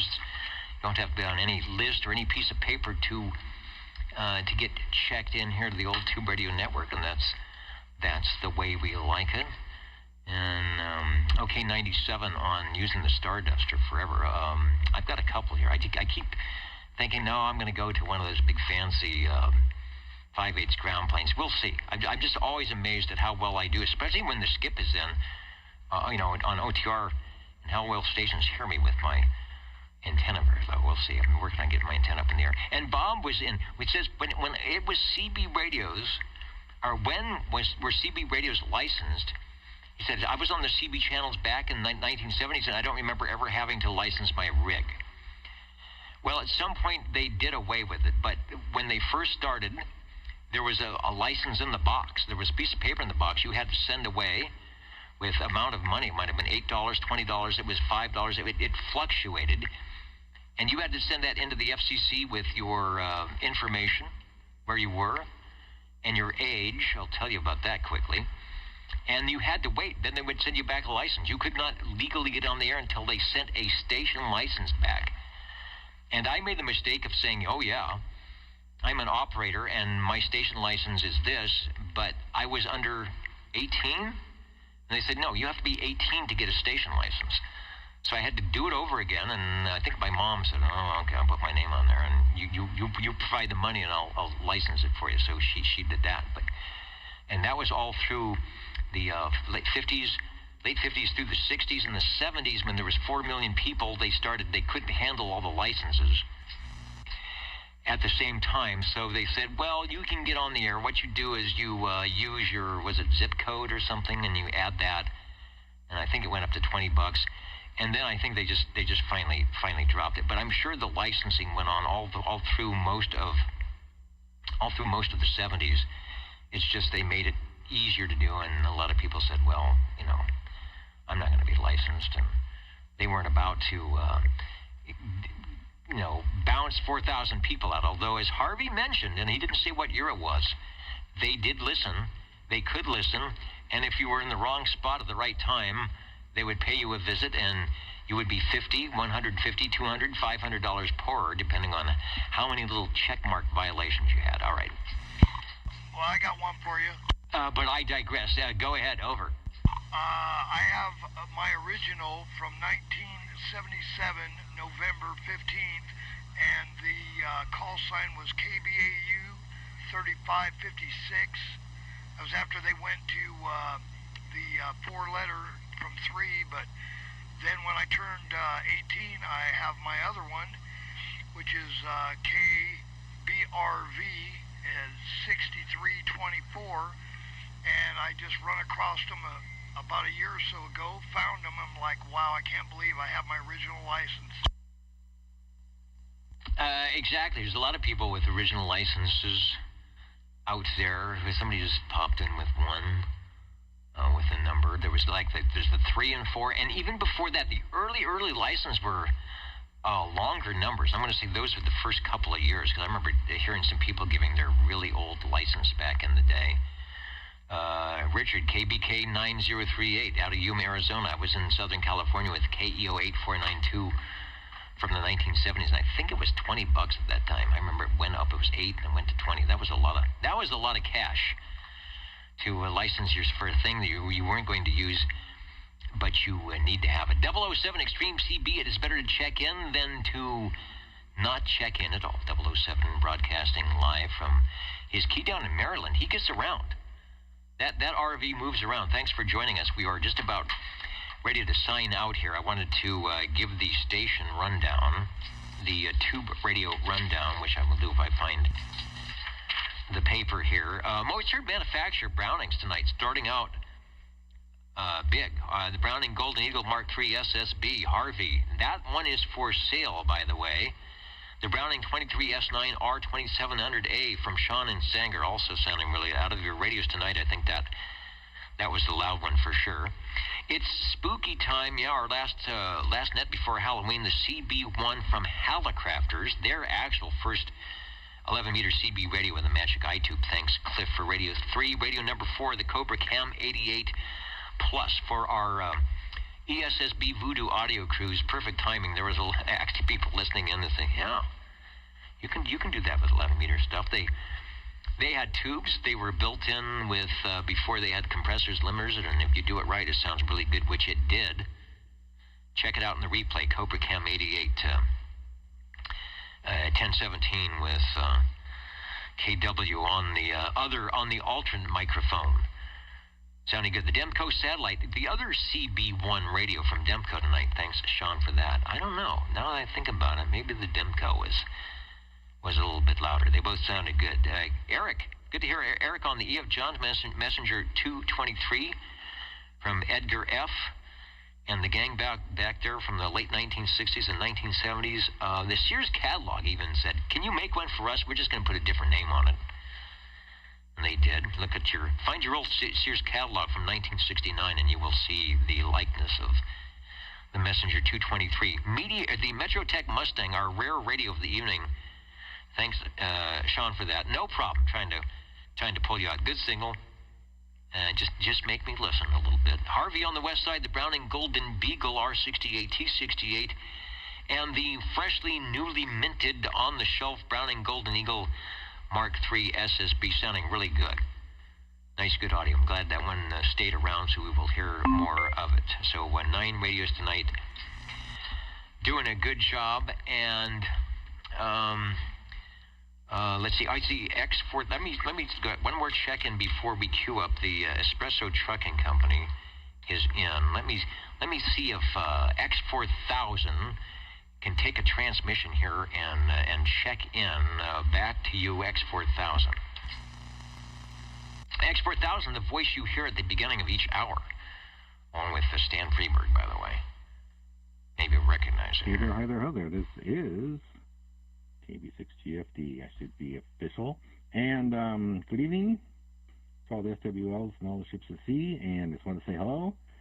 Thought I'd see what's going on in the world of old tube radios. It looks like I got here just in time. Over.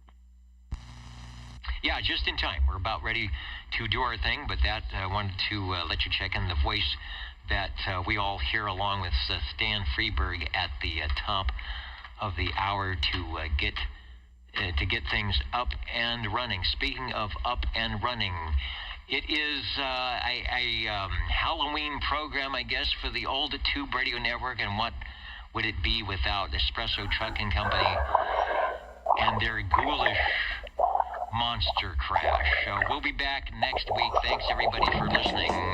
Your old Tube Radio Network.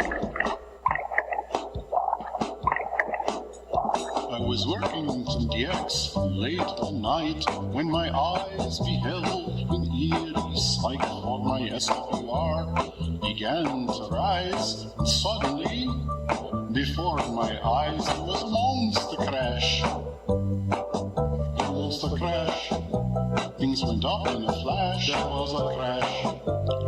It blew out the sash, check his trash.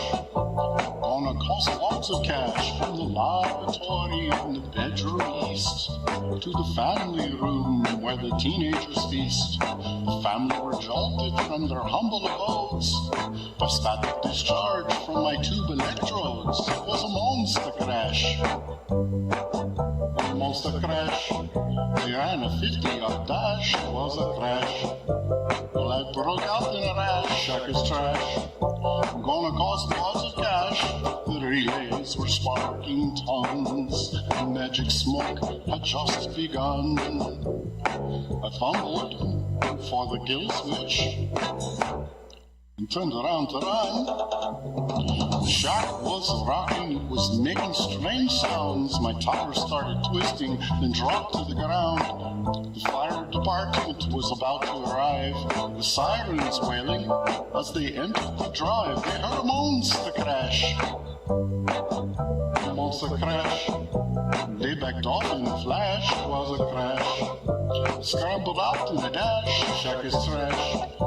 I'm gonna cost lots of cash. Out from the wreckage, my cell phone did ring. My neighbor, he was troubled by just one thing. He heard all the noise, raised his voice and said, "Keep it down, you fiend, I'm trying to go to bed." He heard a monster crash. A monster crash. I said, "I'll show you my lash." He hung up in a rash, check his trash. I'm gonna cost lots of cash, but everything's cool. I'm back upon the band. My monster crash is legend all across the land. For SWOs are listening, this tale is meant to. Forget to ground your gear and it'll cost you. You hear a monster crash, and a monster crash. Things blow up in a flash.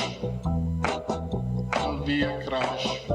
You'll run off in a dash. The shack is trash. Gonna cost lots of cash. Easy boys, oh you impetuous old man.